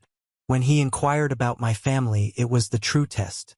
His genuine desire prompted me to open up despite my initial reluctance. I filled him in on everything, including Lisa, my parents' partiality, and yes, the disastrous engagement party. He just listened without the customary uncomfortable answers or attempts to protect familial relationships. He then showed me that he really understood by sharing his own experience with a competitive brother. Although our joint endeavor is progressing nicely, we have taken care to keep our personal and professional relationships apart. We mostly see each other on the weekends because his department is in a different state. In fact, the distance has been beneficial since it has allowed us to naturally build trust.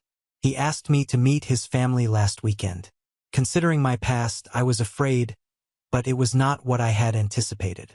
I was welcomed right once by his mother, Linda, who shared stories about Michael's early architectural efforts and showed me his awkward childhood photos. It seems that he once attempted to use his father's power tools to rebuild their garage. "We've heard about your research work," Linda said, pulling me aside, which was the most bizarre moment. "Michael is constantly praising your brilliance." It was expressed with sincere pride and interest rather than comparison or jealousy. I neglected to add that I recently received an offer at work that would allow me to work close to Michael's university. It's a prominent position that would greatly boost my career. His initial reaction when I informed him about it was, "That's incredible," described the research opportunities in detail. I was ecstatic with my accomplishment and said nothing about what it meant for us. I still haven't agreed to the job. I'm hesitant to make significant life adjustments for a romance after everything that happened with my family and David. However, knowing that Michael would be there for me no matter what, I feel for the first time that I can base this choice on what's best for my career. Last week, my grandmother Martha met him and approved of him. "Simply, he sees you," she said. "Not who he wants you to be, but who you are." It has been quiet, to be honest, and I haven't heard from Lisa or my parents in months. Healing sometimes entails letting go of those who don't value you, even if they are family. Update 2. My last update regarding Michael was 3 months ago. I want to share this with the group who helped me get through my worst moments since a lot has transpired. I agreed to work at the university close to Michael's. The change was welcomed by my research team, and we have established a method for remote communication. The main reason the transfer has gone smoothly is that I took my time and properly planned everything. Last weekend, the most significant change occurred. I was in Michael's kitchen, preparing dinner with him. Instead of the butter I expected, he was holding a little box when he turned back to retrieve something from the refrigerator. He didn't get down on one knee or give a long speech. "You know how we've been talking about combining lab design with research efficiency?" he added instead. "Well, I've also been considering merging our lives. What are your thoughts?" The ring was very different from the gaudy one David had given me. It was exquisite and simple. Michael's following statement truly touched me.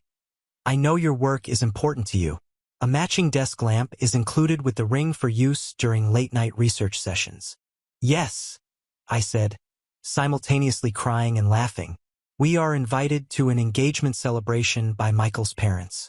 Regarding it, Linda has been really kind, often asking if I'm okay with the plans. Michael immediately offered that we forego the party entirely when I hesitated. However, we're having a small gathering, just close friends and family, because I don't want my past to control my future. Richard, the ex-husband of my former sister, sent me an unexpected email. He said he's doing well with his new companion and praised me. He appears content now that the divorce is official. Hearing from him was strangely therapeutic. Martha, my grandmother, is overjoyed. She gave me a hug and muttered, "This one's a keeper." After I showed her the ring, she is correct. The small things, like how he turned one of his spare rooms into a makeshift home office for me with a whiteboard for research notes, are what show how much Michael cares. Somehow, most likely through extended family, my parents learned about the engagement. Mom left a voicemail stating that they would like to participate in the celebration and make amends. I have not answered. It's preferable to keep some doors closed. Update 3. My engagement update was 2 months ago, and I wish I could report that everything has gone well since then. I must convey the unexpected turn the wedding preparations have taken. At the lakefront home of Michael's family, we were organizing a small ceremony. Linda has been fantastic. She has always respected our wishes while assisting with arrangements. Only family members, close friends, and coworkers who truly support us were on the carefully picked guest list. Then I got an email yesterday that really chilled me. According to what my mother wrote, she and Dad decided to invite Lisa to the wedding. Their logic: she's your only sister, and family should be together on special days. I called Michael right away. "Whatever you want to do, I'm with you," he answered before I could even articulate my panic. "We have the day, not them." I was able to think clearly thanks to his cool backing. When I told my grandmother Martha, she became enraged. "After everything they've done, she said. They have no right. I knew I had to deal with this on my own, but she offered to run interference. Before sending it, I wrote and revised my response multiple times. Mom and Dad, I made it very plain that I didn't want Lisa to attend my wedding. This cannot be discussed. You won't be accepted either if you're unable to respect this barrier. Elena, their reaction was expected. About family togetherness. Mom called in tears. Dad wrote a long email about forgiving others and letting go. They even had some family members contact them on their behalf. Michael has had tremendous support from his parents during this time.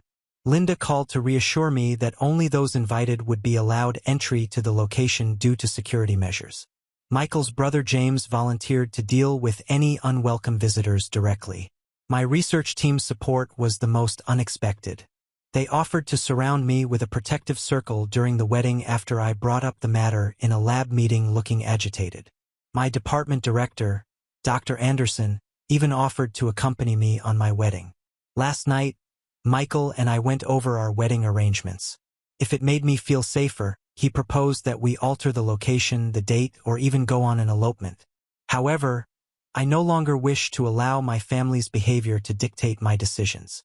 Therefore, we're sticking to our original intentions while taking extra safety measures. Individual QR codes will be included in the invitations. Security will be in place at the location, and most importantly, our chosen family and real friends will be present to support us. Last weekend, my grandmother assisted me in choosing my wedding gown. She said something that made me cry as I stood in front of the mirror. Dear, you're gleaming because you're at last free to be who you are. Not because of the outfit. Though I'm more resilient than I was previously, I'm still anxious about what Lisa might try. There is more to our wedding than just Michael and I becoming husband and wife. It's about choosing genuine love over poisonous familial relationships, happiness over drama, and tranquility over upheaval. Update 4. Took place. Lisa appeared at my wedding wearing an outfit that looked to be meant to attract attention and was obviously pregnant. Despite all of our safety procedures and security measures, she had somehow entered through a service entrance thanks to our parents. Linda hurried in with a pale face when I was in the wedding room. I'm very sorry, Elena. She was brought by them. Your mother made a fuss about not excluding an expectant woman when we attempted to stop them. She didn't have to complete. My parents had already put Lisa in the front row. But Michael sent his brother James to deal with the problem right away. I felt sick to my stomach when I saw the same smug expression on her face that I had witnessed at my engagement party with David. I inhaled deeply and turned to face the mirror.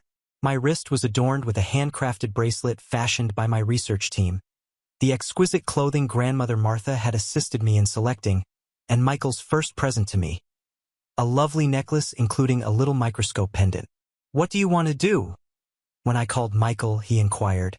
They can still be taken out or we can put it off. I support you no matter what you decide. I realized then that I had allowed them to dictate my happiness all my life. Not today. We're getting married, I stated confidently. They can stay, but I'm done letting them write my story. The ceremony got underway. Dr. Anderson, the director of my department, escorted me down the aisle with pride. Everything else vanished when I saw Michael waiting for me with love and compassion in his eyes. We exchanged vows that we had written ourselves. Everyone laughed when Michael pledged to constantly support my scientific endeavors, adding, even if it means converting more rooms into lab space.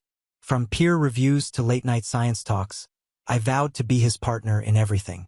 The reception followed. I believed I was ready for anything, but I was surprised by what transpired next. Lisa pretended to be the maid of honor and got to her feet holding a glass of champagne. She began by describing how she had saved me from making terrible mistakes and how she was always looking out for her big sister. Beneath the table, I felt Michael's fingers clasp mine. I noticed my research team stiffening up, poised to step in. Linda was getting up from her chair a little. However, for the first time in my life, I was able to fight my own fights without assistance.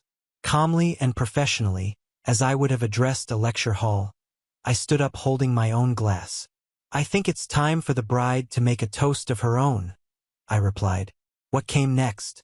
Well, that merits an update of its own. Let's simply say that speaking your truth with dignity might sometimes be the best form of retaliation rather than being silent. Update 5. Here is what transpired when I made my toast after my previous update regarding Lisa attending my wedding.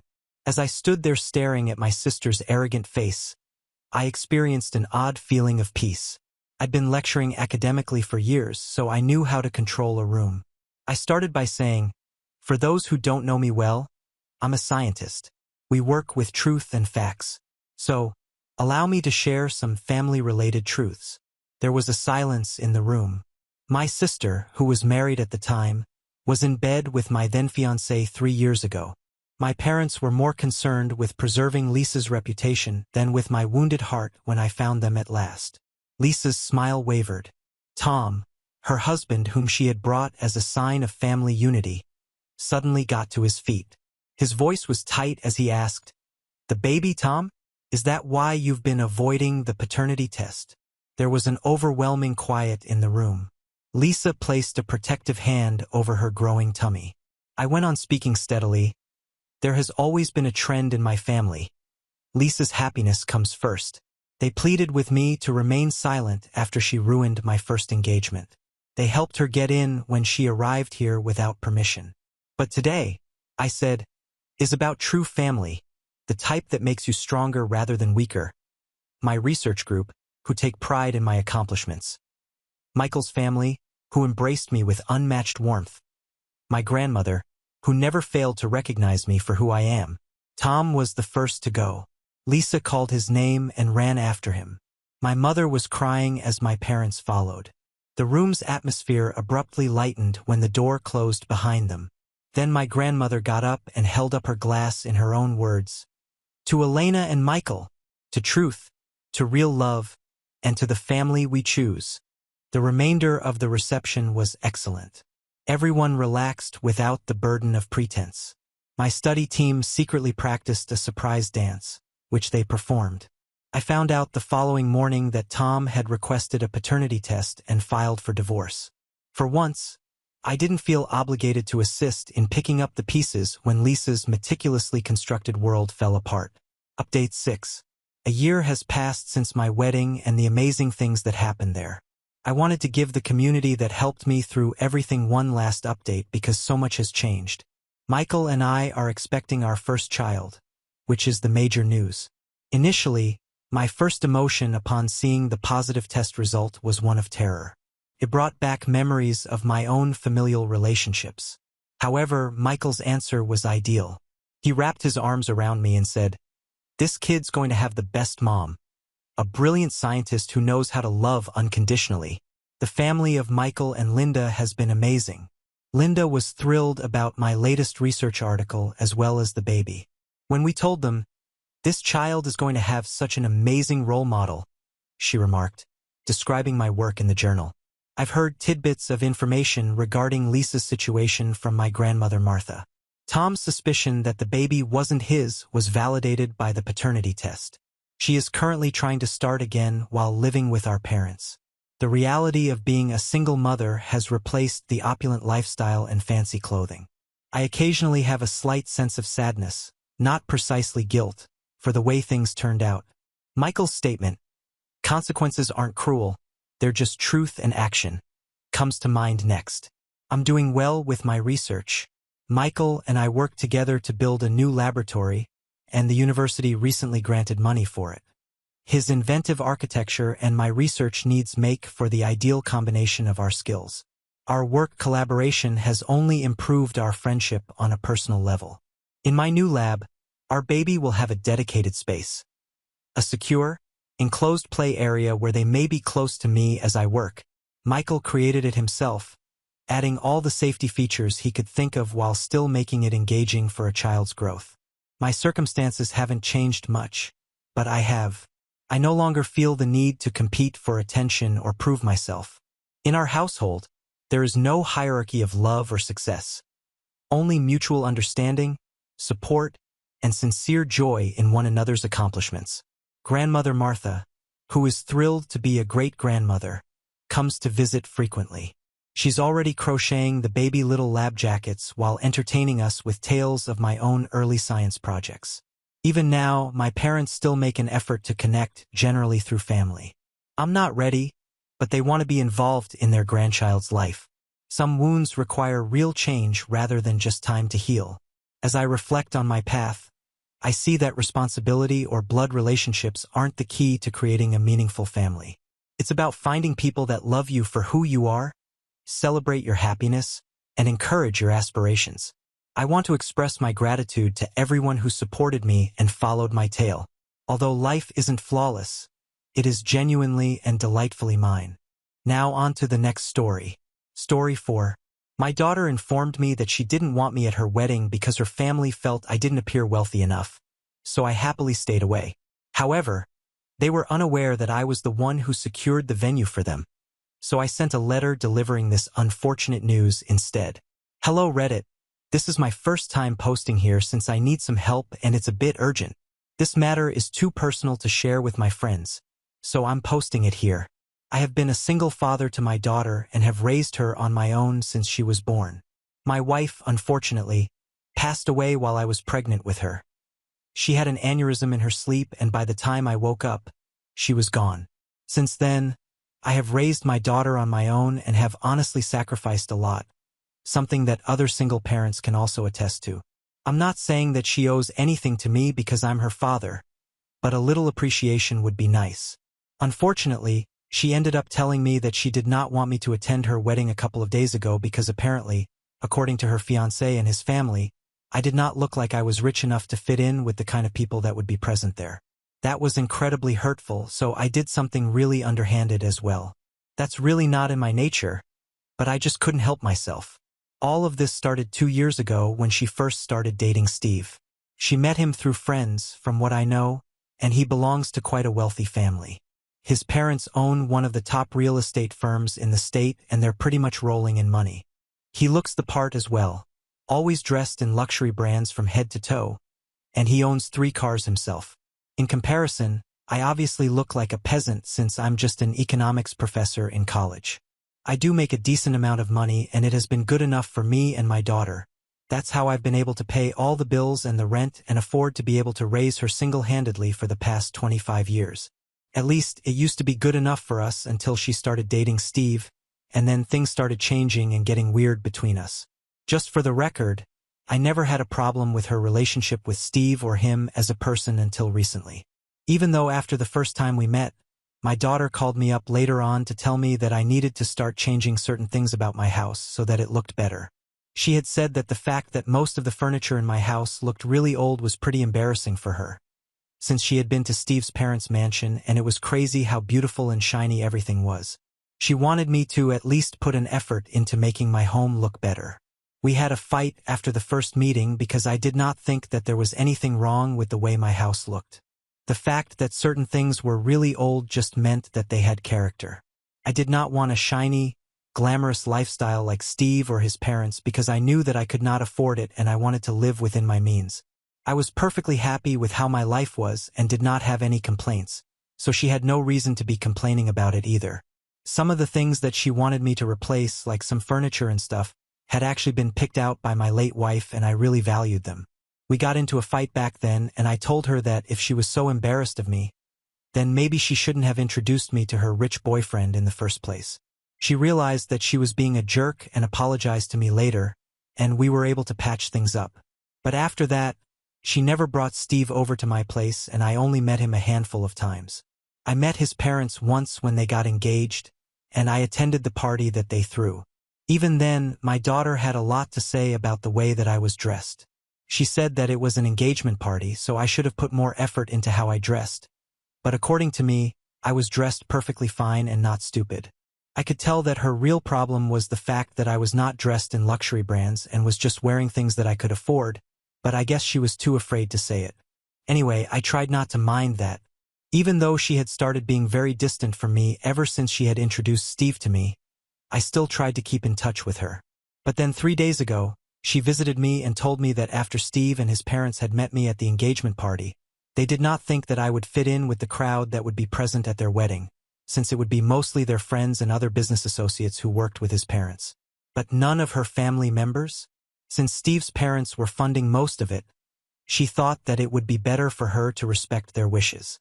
She even said that she would have a private ceremony later on and I would be invited to that, but for now, she just wanted me to understand where she was coming from because, ultimately, she did not want me to feel out of place. I was very hurt when she said that and I started crying.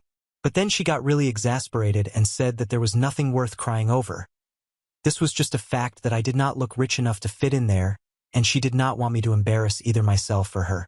She told me that she had hoped that I would understand, but I was just being selfish by not caring about her image in front of her in-laws. Once I stopped crying, I told her to get out of my house and never come back. After days of thinking about what to do after that devastating conversation with my daughter, I realized it was time to act. I had already sacrificed my entire life for her, and the least I deserved was respect. However, the fact that my appearance or lifestyle was enough for her to discard me without a second thought made me question everything. It was clear that she no longer saw value in the father who raised her alone, but instead in the image she could project to her new wealthy in-laws. I had secured their wedding venue through an old acquaintance as a surprise gift. I wanted to see my daughter happy and knew that place would be perfect for her dream wedding. But now I realized that was a mistake. It was time to correct it. I wrote a short, direct letter to the venue manager canceling the reservation. I used firm words, explaining that due to family reasons, the event could no longer take place there. I also requested that he not mention the reason to anyone except me. This would leave my daughter and her fiancé in a difficult position, especially given how last-minute it was to find another luxurious venue. After all, the wedding was just weeks away. Days passed until one day I got a frantic phone call. It was my daughter. She didn't start with a hi or, "How are you?" She got straight to the point. "Dad, what did you do? The wedding venue got canceled. Steve is furious. His parents are panicking. And now we have nowhere to go. Do you have any idea what this means?" Her voice was a mix of anger and panic, and I could almost picture her red face on the other end of the line. "Oh, now you call me Dad," I replied calmly. "I thought I wasn't good enough to be at the wedding, but apparently I'm good enough to fix your problems when things go wrong." "This isn't a joke," she yelled, sounding on the verge of a breakdown. "You have to fix this. They're pressuring me. If we don't have this wedding as planned, Steve might even call everything off. His parents think I'm a failure. You don't understand what's at stake here." "No, dear," I interrupted, still calm. "You don't understand. I spent 25 years of my life putting you first. I dealt with all the hardships of being a single father, gave you everything I could, made sacrifices you'll never see, and what do I get in return? The humiliation of being excluded from the most important moment of your life because I don't look rich enough for you and your fiancé. No, that's not going to happen." She started to cry, but this time her tears didn't move me. Something inside me had changed. "But Dad, I didn't want it to come to this. I was just trying to balance things, make everyone happy. It's not just about you. It's about what they think of me." "And what do you think of me?" I interrupted again. "Don't I matter anymore? You'd rather please a family you barely know than value the one who has been by your side your whole life? I refuse to be treated like garbage. You made the choice to exclude me. Now live with the consequences." She was silent. The crying had stopped, but I knew she was thinking about everything I said. "Dad, please. I know I messed up," she started begging, but I was already resolved. "It's time for you to face reality, daughter. I'm not going to fix this for you. You'll have to learn to deal with the consequences of your choices." I hung up the phone and, for the first time in a long time, I felt like I was in control of my own life again. She wanted so badly to distance herself from me to please a wealthy elitist family. Then she could stay with them. She was going to have to weather the storm she created. The following weeks were absolute chaos. I heard through mutual acquaintances that the wedding, which was supposed to be the event of the year, was a disaster. They couldn't find another luxury venue in time and ended up having a simple, rushed ceremony far below the standard Steve's parents had envisioned. The humiliation they tried to impose on me came back to them in a way I could have never planned. My daughter tried calling me several times after that day, but I didn't answer. I needed space. I deserved peace. Even with the wedding disaster, she had chosen that path. She chose to please people who didn't truly know her rather than value the one who had always been there for her. A few months later, I received a message. It was a photo of my daughter and Steve, accompanied by a brief note. "We're getting divorced." There was no emotion in the words, just a cold report. It seemed that everything she had sacrificed in the name of social status and a glamorous life had crumbled. I didn't feel joy when I saw that, but I didn't feel sadness either. She had made her choices, and now she was paying for them. As for me, I started reconnecting with old friends, traveling, and rediscovering life beyond the role of being a father. As for my daughter, I don't know what the future holds for her. Maybe one day she'll understand that value isn't measured by appearance or wealth. But until then, I have my own life to take care of. After months of no contact, the peace I so desperately needed had finally started to fill the spaces in my life. The loneliness that haunted me at first had gradually been replaced by a sense of control. For the first time in a long while, I was prioritizing myself. I traveled, reconnected with old friends, and dove into new professional projects. My home, which once embarrassed my daughter, had now become a sanctuary where I could reflect on everything that had happened. Then, one quiet morning, I heard the unexpected sound of the doorbell.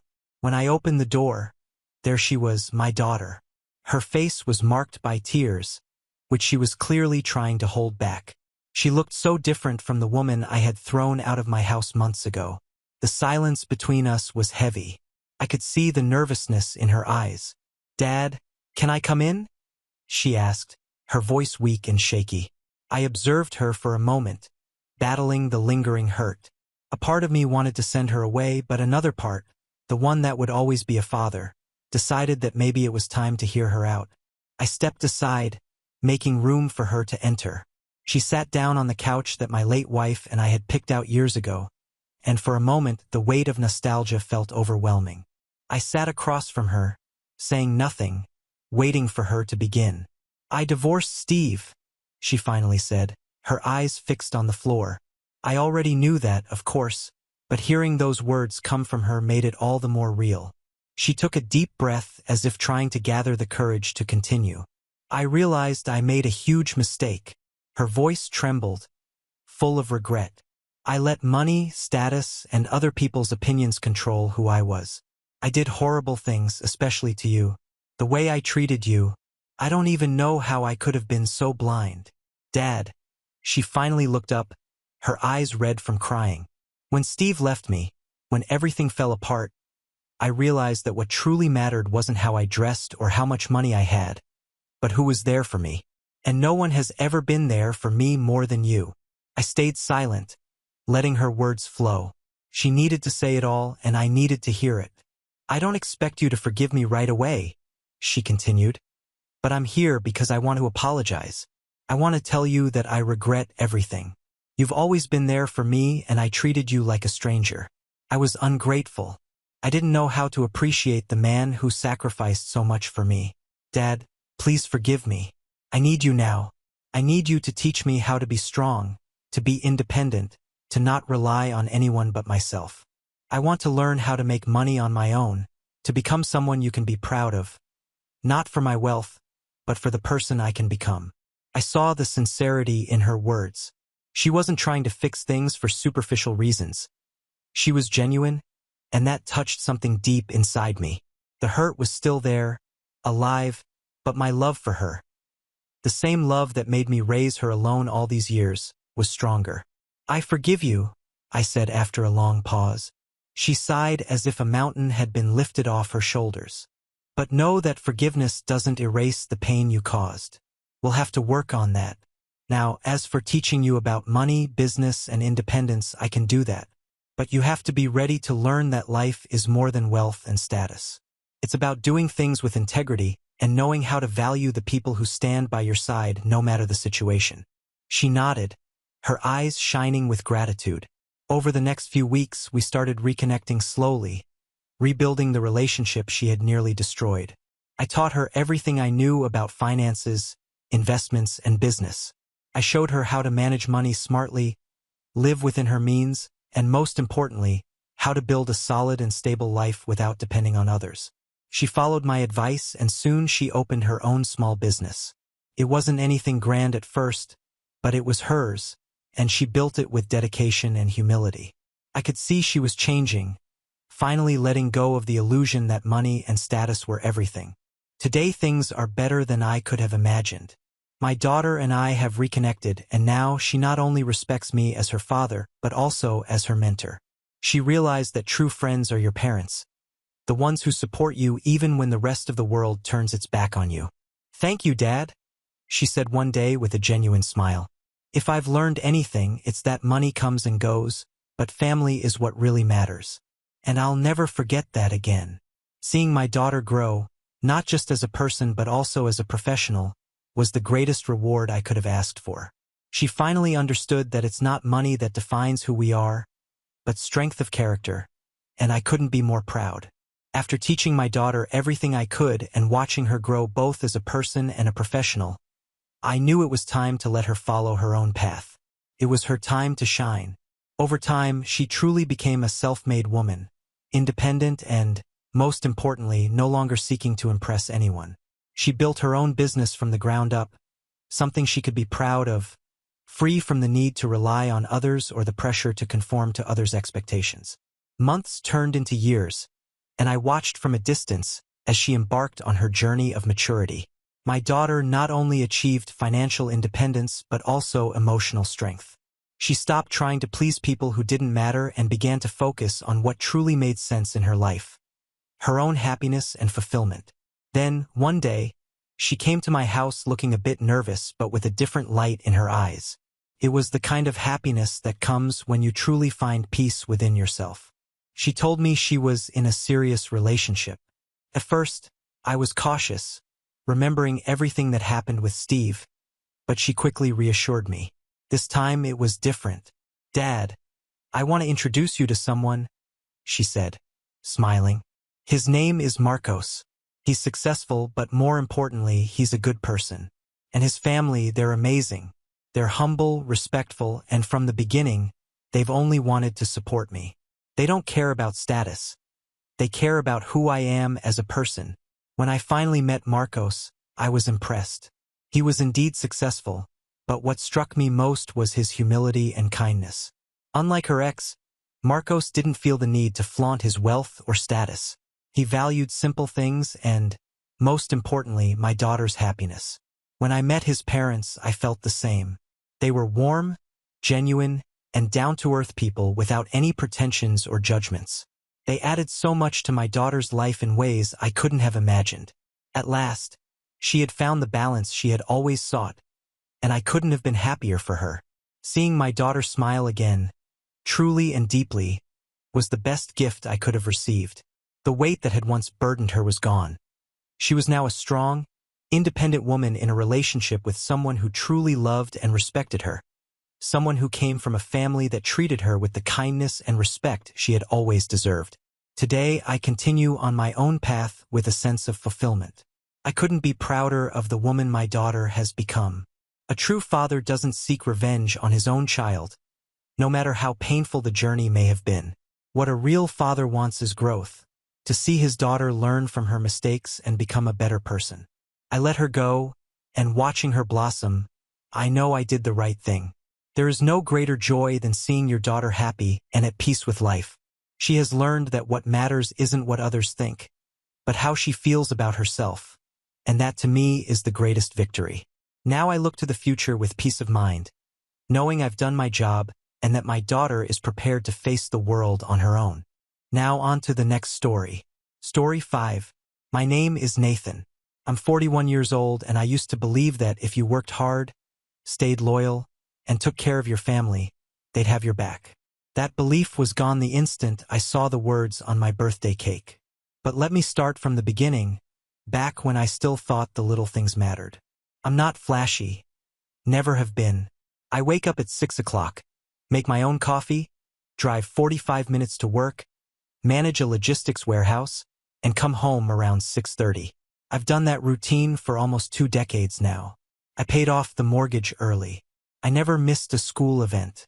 I fixed everything from leaking pipes to my son Ethan's first heartbreak when he was 16. I didn't expect praise. I just assumed that quiet effort meant something. My wife, Rachel, used to be my biggest cheerleader. Or maybe that's just how I remember it. We met in college. She had a spark, and I was the quiet guy in the back who always showed up early and took notes for everyone. She said she loved how dependable I was. Over time, that dependable label started sounding more like boring. Still, I thought we were doing okay until last year's birthday. My birthdays were always low-key, which I was fine with. I'd usually get a card, maybe a shirt I didn't pick, and a homemade meal. But this year, they planned a party. It was all Ethan's idea, they said. I came home to balloons taped awkwardly to the ceiling fan, a bunch of store-bought snacks dumped into mismatched bowls, and a half-hearted banner that read, "Happy Birthday, Nate," like I was some neighbor they barely knew. Still, I smiled and took it all in stride. Rachel pulled me over to the dining table where the cake sat. Chocolate fudge, my favorite. Except this one didn't say happy birthday or we love you, or anything remotely normal. It said in thick, clumsy red frosting, "Congrats on being mediocre." At first, I thought it was a joke, that dark, ironic humor some people like. But then Ethan held up his phone, filming my reaction. Rachel laughed. "Come on, it's funny. You're always saying you're just average." I never said that, not once. But they ran with it, hooting and hollering like they were roasting me at a comedy club. I smiled, not because I was okay, but because I had to. I blew out the candles, posed for pictures like some corporate mascot, then quietly started cleaning up once everyone wandered off to the living room to scroll through their phones. No one offered to help, not even Ethan. I scraped dried frosting off the table, bagged up half-eaten chips, and rinsed their plates in silence. The only sound was the distant laughter from Rachel's phone as she rewatched the video, chuckling like it was prime-time comedy. Nobody noticed I didn't say a single word the rest of the night. The days after were a blur. I didn't argue. I didn't confront. I just watched and observed like I was standing outside my own life, taking inventory. I noticed how Rachel hadn't worked in over 6 years but still shopped like we had unlimited funds. How Ethan had a brand new laptop, a gaming chair, and an allowance big enough to cover a car payment. How I paid every bill, every subscription, every little luxury without question. I had been the engine quietly running the whole show, and they'd started to treat me like furniture. Reliable, motionless, and taken for granted. That Monday, I checked our joint accounts. We had 2 savings and 1 checking. I opened them all. I stared at the numbers. Then I stared longer at the spending history. Rachel had spent over $900 that week alone on candles, face serums, random Etsy junk, and yet another self-care subscription box. Ethan had blown through $300 on gaming microtransactions. I traced it all back month after month, year after year. It hit me like a freight train. I was funding a lifestyle that had no room for me. So I made a plan. I didn't rage. I didn't shout. I simply started preparing. I opened a private checking account in my name only. I rerouted my paycheck. I applied for a small storage unit on the other side of town. I began gathering important documents, birth certificates, my social security card, passports. Every night, I'd go for a walk, but I was really moving boxes of personal items out of the house one by one. Old photos, tools, even a few valuables from my dad that Rachel never cared for. No one noticed. They were too busy living the life I paid for. I also stopped paying the little things quietly. Rachel's gym membership, canceled. Ethan's Netflix, Spotify, PSN, all gone. I even downgraded the internet. When Rachel asked why the speed was lagging, I shrugged and said, "Must be the router." They grumbled but didn't press. I guess when you treat someone like a ghost, you don't notice when they really start vanishing. The final piece was the joint account. I'd left just enough in there to keep up appearances. But that changed on a Tuesday morning. The exact day I booked a temporary rental using my new account, signed the lease, and confirmed the final paycheck deposit. I waited until Rachel left for her weekly brunch and Ethan was at school. Then I emptied the joint account completely.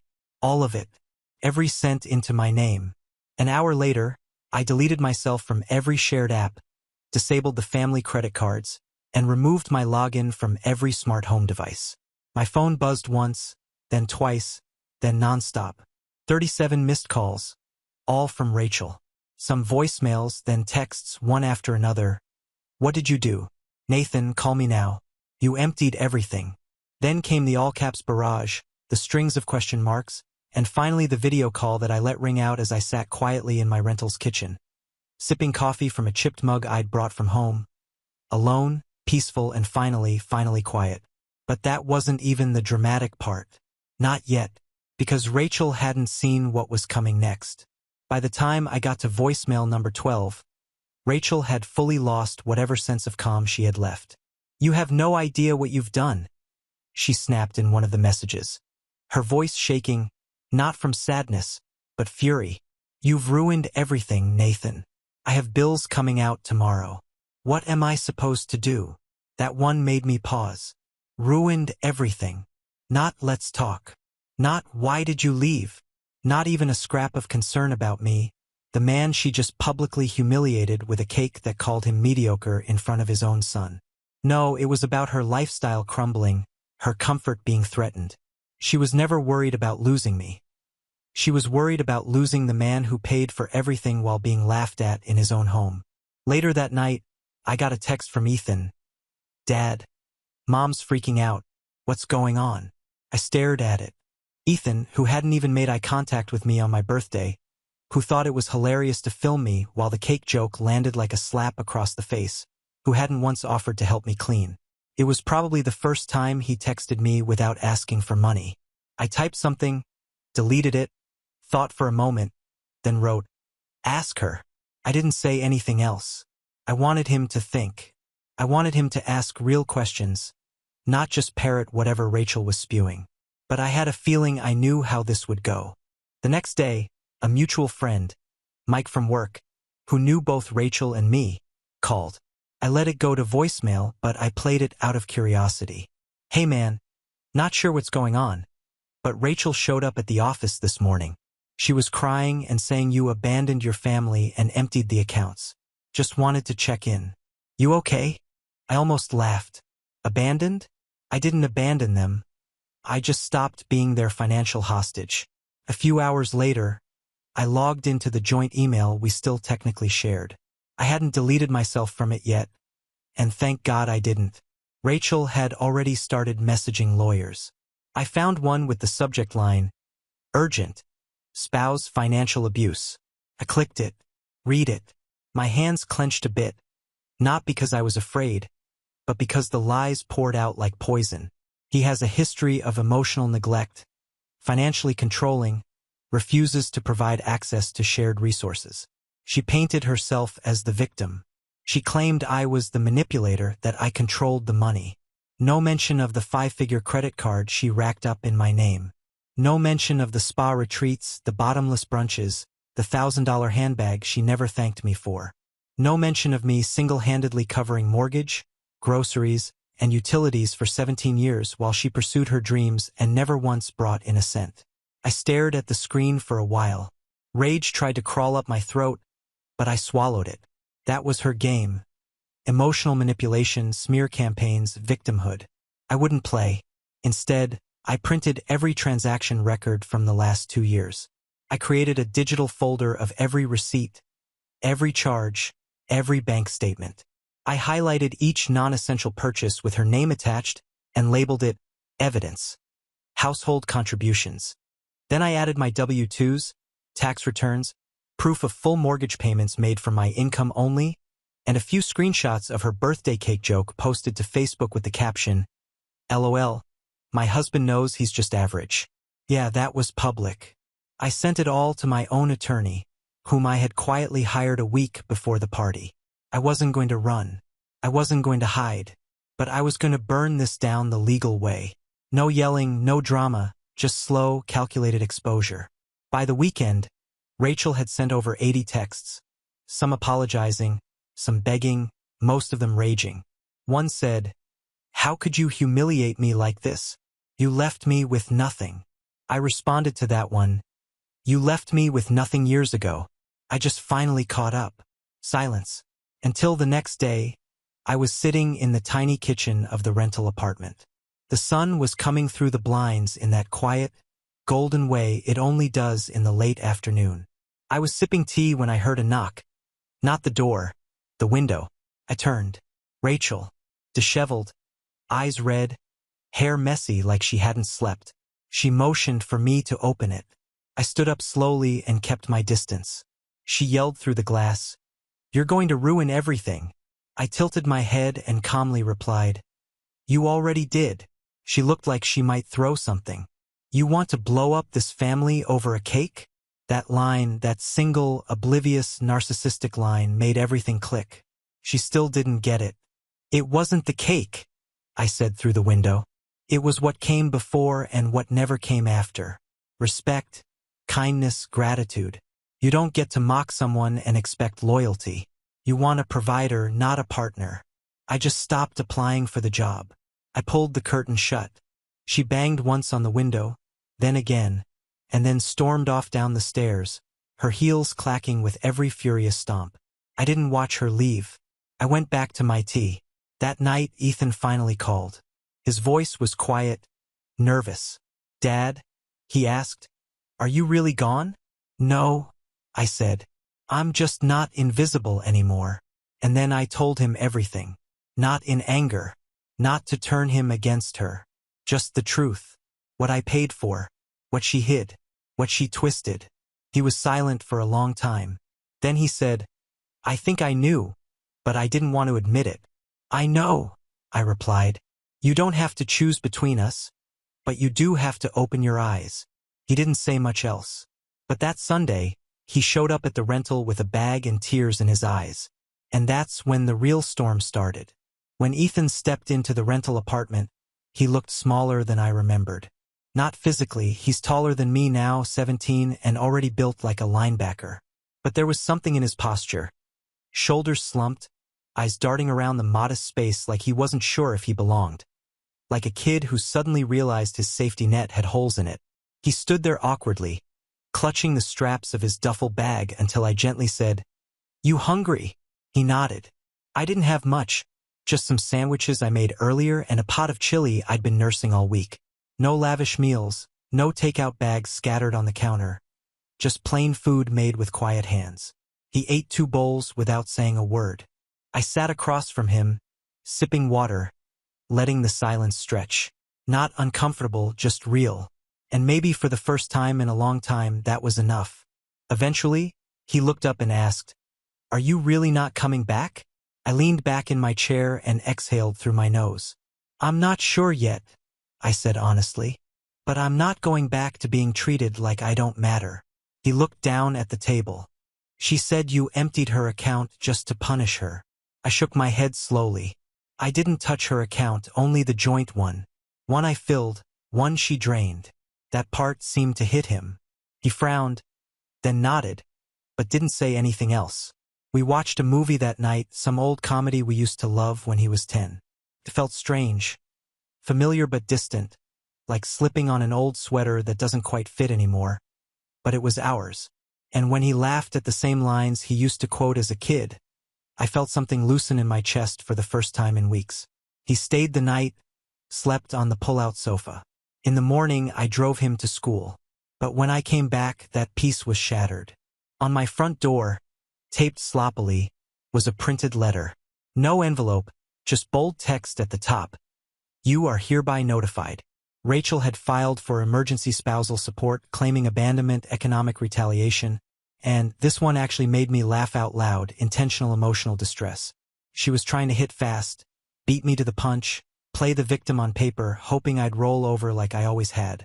But I was ready. I took the letter inside, scanned it, and sent it to my lawyer with the subject line, "She's making her move." He called within the hour. "She's going scorched earth," he said, "trying to frame this like you just disappeared and left her and the kid destitute." I told him Ethan was with me. There was a pause. Then he said, "That changes everything." He helped me file a formal response. We attached the bank statements, the social media posts, even an affidavit from Ethan if it came to that, though I didn't want to drag him deeper into this unless absolutely necessary. That night, I got a new email from Rachel. No greeting, no punctuation, just a wall of frantic, angry, barely coherent text. You think you can just take my son, my money, my life. You are sick. You need help. You are destroying your own family for what? Because you can't take a joke. You are pathetic. This will not end well for you.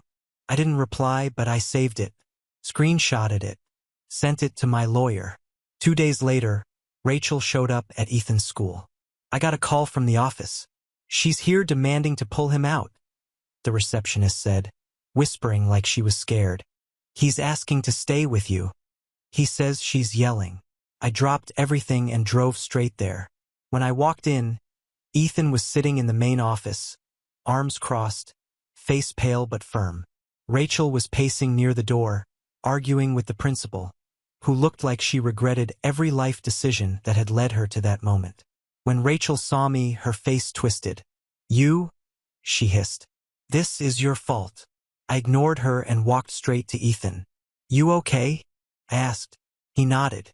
"I want to come back with you." The principal looked at me. "He's technically still a minor." "I know," I said, "but I have temporary guardianship paperwork pending. His statement is included." Rachel lunged forward. "He's my son.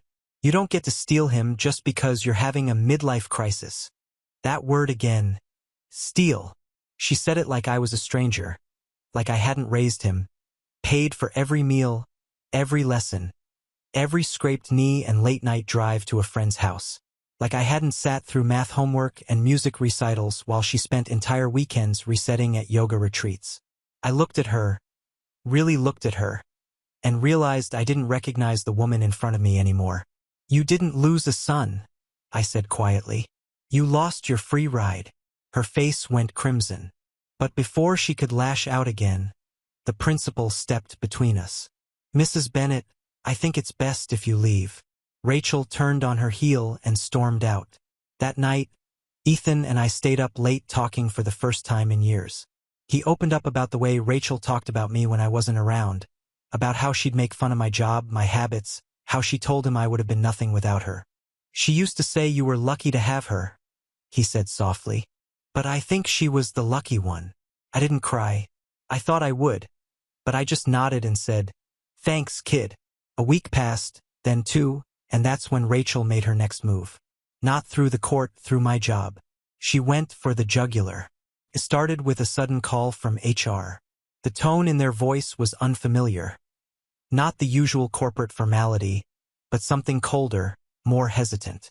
"Nathan, can you come in? We need to speak with you. It's about a complaint." My heart dropped.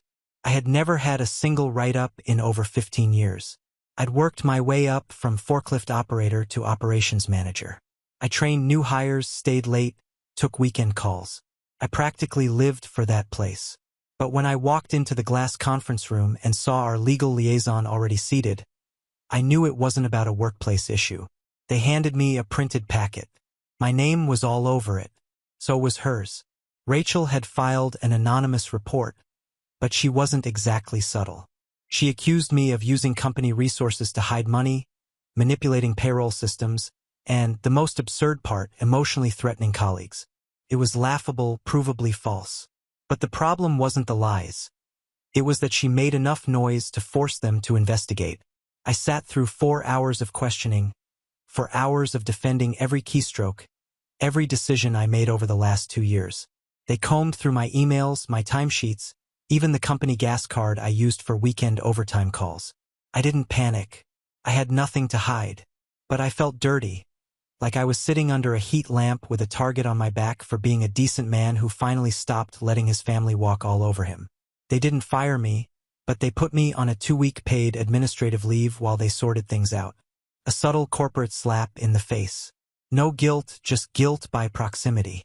I walked out of that building with the weight of everything she destroyed pressing down on my chest. She wasn't just trying to ruin our marriage. She was trying to destroy me. That night, I sat in the rental apartment with Ethan. He saw my face and asked, "What now?" And that's when I knew it was time to stop defending. It was time to end it. The next morning, I met with my attorney and gave the go-ahead for a full countersuit. divorce filing, custody motion, and a civil suit for defamation and malicious interference with employment. He raised an eyebrow when I added the last part. "You serious?" he asked. I nodded. "She's turned this into a war. I'm just finally showing up to fight." Over the next 6 weeks, everything unraveled, and not for me. When Rachel was served the papers, she went ballistic. She called over 30 times in a day, most of them screaming voicemails, alternating between threats and tears. I didn't answer once, not out of spite, but because anything she had to say could go through my lawyer. She tried to play the loving mother card to the court, saying Ethan had been brainwashed by me, that he was just confused. But the judge wasn't moved, especially when Ethan calmly testified under oath about her behavior. The cake, the years of mocking, the way she'd laughed behind my back and called me free labor. The judge's face barely moved, but I saw the shift in his eyes, the quiet disgust. Then came the financial records. Every dime I paid, every luxury she charged. The endless list of wellness expenses, weekly massages, private Pilates, imported skincare, custom pet clothes for the dog she never walked. Over $80,000 in 4 years. All while I paid the mortgage and groceries and utilities and school tuition. Her lawyer tried to pivot. "It was part of maintaining the home," he argued. I remember my lawyer's smirk when he replied, "She hasn't been employed since 2016. There are no documented contributions, financial or otherwise." The final blow came in the form of a deposition. See, what Rachel didn't know was that I'd quietly recorded a conversation the week before she filed the fake workplace complaint. It wasn't to catch her. I was venting to a friend on a call, and she barged in halfway through, ranting about how she'd make me wish I was never born and that I'd lose everything if I didn't crawl back to her. She said, quote, "I'll take your job, your money, your stupid moral high ground, and leave you with nothing but that sad little apartment." When the court heard it, every arrogant word in her own voice, the case shifted. The judge ruled in my favor on all counts. The divorce was finalized within the month. I was granted full custody of Ethan, with Rachel getting supervised visitation until she underwent counseling. As for the job, the investigation cleared me entirely. HR even offered a formal apology letter, though they were too spineless to say it to my face. Still, I declined their offer to return. I didn't want to step back into a place that let her poison linger that long unchecked. Instead, I started something new. I took a severance and used the savings I'd quietly built, the separate account, the investments she never knew about, and I bought into a small business I dreamed about for years. A local logistics consulting firm that needed a manager with experience and vision. For the first time in decades, I wasn't living paycheck to paycheck or worse, watching other people live on my paycheck. Ethan finished high school with honors. He got accepted to a solid university, and I helped him move in, smiling the whole time. Rachel, meanwhile, tried to save face on social media, claimed she was finding herself and living her truth. But the truth had already been filed in court documents and heard by 3 judges. The mask was off. Most of our mutual friends quietly unfollowed her. The ones who reached out to me said things like, "I always wondered how you put up with her," and my favorite, "You were never mediocre. You were just surrounded by people who didn't know what great looked like." It's been a year now. My rental apartment? I left it behind.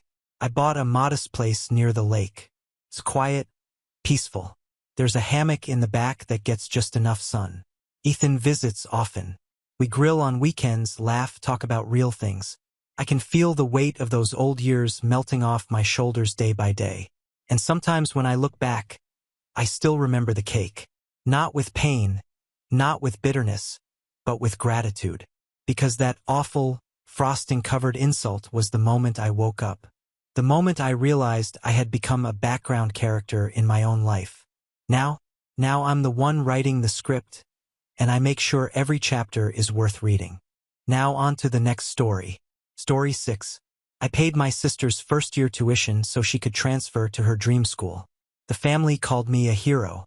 2 weeks later, my aunt texted, "We're flying everyone out to visit her except you." She said it'd be weird. My mom added, "Respect her wishes." I just replied, "Of course." Then I contacted the university, withdrew my support, and froze the housing payments. The registrar put a hold on her credits. The panic began at 6:32 a.m. I never planned to be anyone's hero. I didn't wake up one morning and decide to sacrifice thousands of dollars just so people would applaud me. But that's what they did. After I paid my sister Rachel's first-year tuition at Georgetown Law, the family started calling me a saint, a savior, the golden brother. It was ridiculous. She had gotten accepted late, needed to transfer out of her state school, and didn't have the funds to make it happen.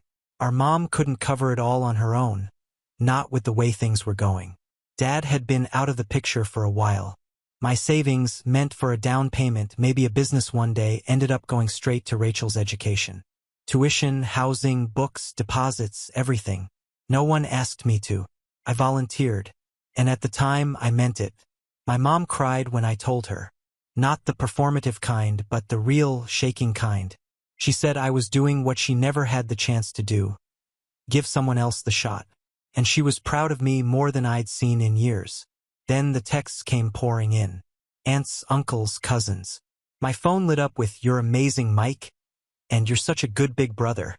Even Uncle Pete, who hadn't texted me in years, sent me a meme of a trophy with "World's Best Brother" stamped on it. It was absurd, but I let it happen. I accepted the praise. I smiled politely during the family Zooms where Rachel would talk about her classes and everyone would nod like they were listening to the president. I kept quiet because that's what I always did growing up. I was the quiet one, the one who knew how to fix the printer, who never forgot a birthday, who didn't complain when they handed me Rachel's old backpack and said, "It's still in good shape." Rachel was the one who got photos taken at every milestone. I was the one standing next to her, just slightly out of frame. Still, I believed in her. And more than that, I believed in my mom. She saw something in Rachel that made all the years of struggle seem worth it. Rachel was going to be the first lawyer in the family, the one who changed everything. And even though no one ever said it out loud, we all knew the truth. She was the golden child. She always had been. 2 weeks into her first semester, I got a text from my Aunt Karen. It was early in the morning. She said they were planning a surprise trip to visit Rachel. The whole family. Everyone had already booked flights. She said it was going to be this big thing. "Just one problem," the text read. "Rachel said she doesn't want you to come. She said it might be awkward. You understand, right?" I read that message 3 times. I didn't answer. Not right away. That evening, I called my mom. She didn't sound surprised. She just said, "You should respect her wishes." That was it. I think something in me broke. Not because I wasn't invited, but because of how easily they threw me aside. Like I'd done my part, paid the bill, and now I should step aside. I wasn't family anymore. I was infrastructure. So, I waited until everyone went quiet again. Then, I logged into the university's student portal. I still had full access. I was the one who had set it all up. Tuition was under my name, and so was the housing lease. Took less than 15 minutes. I froze the housing payments, contacted the registrar, and withdrew my financial backing. It triggered an automatic hold on her student account. I didn't need to explain why. At 6:32 a.m. the next morning, the first call came in. "Rachel." Then the texts. "Mike, what's going on with my tuition?" They locked me out of the portal. They're saying there's a hold on my account. Can you fix it? I didn't answer. I turned my phone over and went back to bed because, for once, they could wonder what I wanted. The first full day, I ignored everything. My phone buzzed constantly. Rachel, my mom, Karen, even Uncle Pete, the ones who couldn't bother to include me in their surprise trip, now had a lot to say. I made coffee, sat on the couch, and watched the chaos through my notifications. By noon, Rachel had called 9 times. One of her texts said she couldn't get into her dorm. The registrar had emailed her about the financial hold. She was locked out of the library system, couldn't register for midterms, and someone told her that if it wasn't resolved by Friday, she'd be dropped from her courses entirely. I stayed silent. By day 2, they started calling from different numbers. My aunt left a voicemail trying to sound calm but clearly rattled. She said Rachel was just stressed and didn't mean anything by the comment, and that I shouldn't take it personally. But of course it was personal. That was the problem. I had never been anything personal to them. Just the guy who made things happen, fixed things when they broke, and paid for things no one else could afford. My mom texted me that night, just saying, "Call me, please." So I did. She started by asking if everything was okay. Then she asked if I had done anything to Rachel's tuition. When I told her I had, she went silent for a second. Then she said, "You shouldn't have done that." I almost laughed. I told her I didn't owe anyone an explanation anymore. I'd been generous and generous again. And at some point, they confused generosity with obligation. I told her they all loved the version of me who stayed quiet and paid for things. But the second I stopped playing that role, they threw me out of the picture like I was a stranger. She didn't argue. She just said, "You didn't have to go that far." Then came the parade. Rachel called again and again. At one point, she left a message in tears. She said she didn't mean what she said. That the thing about me being awkward wasn't serious. That she was overwhelmed and just wanted space and didn't realize the family would take it that far. That she needed my help. Please, could I just fix it? She'd pay me back somehow. She promised. I didn't reply. Then my mom messaged me again. She said Rachel had gone to the financial aid office. There was nothing they could do without a new sponsor. She asked if I could at least cover things for the semester and then they'd figure it out. She said it wasn't fair to derail her whole life over a misunderstanding. I let that one sit for a few hours before replying. I wrote, "She didn't want me around, so I respected her wishes." It got worse after that. By the third day, Rachel was officially locked out of everything. She couldn't attend classes. Campus security told her she had 3 days to vacate her housing unless something changed. My mom drove to her dorm. They called me together. Rachel was sobbing. I think that's when it really hit her that this wasn't a threat. It was done. I wasn't bluffing. She asked why I was doing this. She sounded like she honestly didn't understand. I told her, "Because I'm not invisible anymore." Then I hung up. By the end of the week, Rachel was back home. And the family, the same ones who used to send me clapping emojis and "You're the best," now had a new name for me. Cruel, cold, disgraceful. But not one of them asked me how it felt to be erased from the trip. Not one of them asked what it was like to give so much and still be the one left behind. They just assumed I'd fix it again. Not this time. After Rachel was forced to leave school, the family's group chat went completely silent. All the excitement, all the lawyer emojis and inspirational quotes they used to post about her, it just vanished. I stayed quiet too. I didn't gloat. I didn't rub it in. I didn't need to. But it didn't take long for the real storm to start. First came my mom. She wasn't angry in the way people are when they lose something. They were angry like they'd been robbed of a fantasy. Like they truly believed Rachel was destined to become the pride of the entire family. And I'd personally burned the bridge to her future with a match and a smile. "You ruined her life," she told me during a call I didn't even want to answer. "Are you happy now? You dragged her down just because you felt left out." I said I didn't drag anyone anywhere. I just stopped holding everyone else up. She didn't like that. I heard the click before she said goodbye. A few days later, Karen messaged again. She wanted to meet. She framed it as a peace offering, a conversation between adults. I ignored it. Then Rachel texted me directly. "I get why you're mad," she said. "And I won't pretend I didn't say some messed up things, but I didn't mean for it to go this far. I didn't think you'd actually walk away." That part stung a little more than I expected. They never thought I would walk away. That was the point. I'd been the reliable one for so long. They thought they could say or do anything and I'd stay put like a dog tied to the porch. They forgot I had a gate, too. Rachel asked to meet. She said, "No pressure."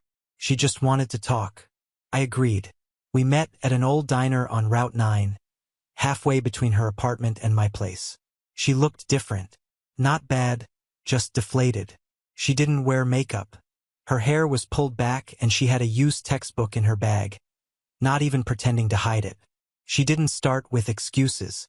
She just sat down, looked at me and said, "I messed up." We talked for over an hour. Not just about what happened, but about everything that led to it. The pressure she felt growing up. The way our family treated her like a trophy before she'd even done anything. How she let it get to her head. How she started to believe she was supposed to be above the rest of us. How our mom had set her up to feel that way without even realizing it. She told me she went to the financial aid office 3 times, that she cried in the dean's office, and that she called Dad, who offered her $400 and a long story about how hard it is to be a single man. Then she said something I didn't expect.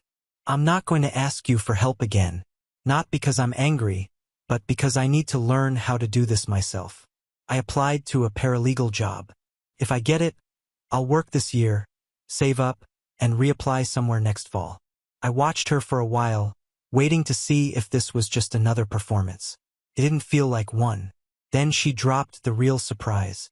I talked to Mom. I told her she needs to stop treating you like an afterthought. I told her if she keeps doing it, she's going to lose both of us. I blinked. She listened. Rachel laughed, but not in a cruel way. Kind of. She cried. Then she said she wanted to call Grandma. Said she hasn't spoken to her in 6 years. And now she wants to invite her for dinner. That felt surreal. My mom barely mentioned her mother, let alone invited her anywhere. Dad came over too, Rachel added. She told him to get his act together or stop pretending to be involved. You should have seen his face. I didn't say anything at first, just sat with it. Then Rachel looked at me and said, You shook the whole tree, Mike. Everything's falling out. But maybe that's not a bad thing. That night, I got a call from my mom.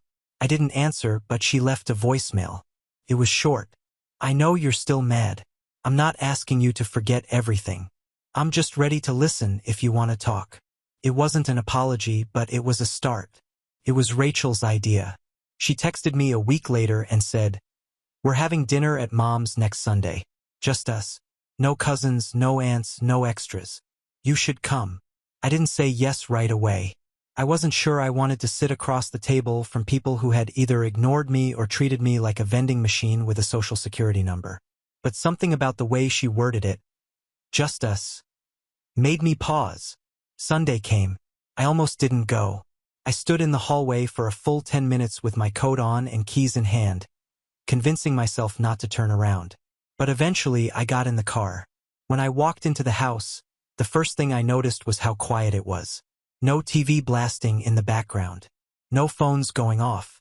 Just the sound of Mom in the kitchen moving pots around. Rachel opened the door and hugged me.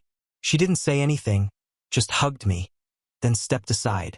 Mom came out holding a dish towel, wiped her hands on it, and nodded. Glad you came. We sat down for dinner. Spaghetti and meatballs. Classic Mom. The kind of thing she made when we were kids and she wanted to pretend everything was fine, even when it wasn't. There was salad, garlic bread, and even those little frozen cheesecakes she knew I liked. No one brought up the university. No one said the word tuition. It was almost eerie. About halfway through the meal, Mom cleared her throat. She looked tired, like someone who hadn't slept a full night in weeks. I talked to your father, she said. Told him things have to change with everyone, including me. Rachel kept her eyes on her plate. Mom went on. I let this family put too much pressure on her, and I didn't say anything when they started treating you like a tool instead of a person. That was my fault. I didn't know what to say. It was the closest thing to an apology I'd ever heard from her. She looked at me again. I want to fix it. Not with money, just, I want to fix it. For a long time, no one said anything. Then Rachel chimed in. I'm taking a break from school. For real. I'm going to work, get my own place, and figure things out without everyone breathing down my neck. I want to prove that I can do this without anyone carrying me. It didn't feel like a performance this time. Felt real. Mom nodded slowly. If that's what you want, I support it. And I won't make Mike do anything for you again. That's over. I looked between them and asked the one thing I'd been holding back. Why now? Rachel answered.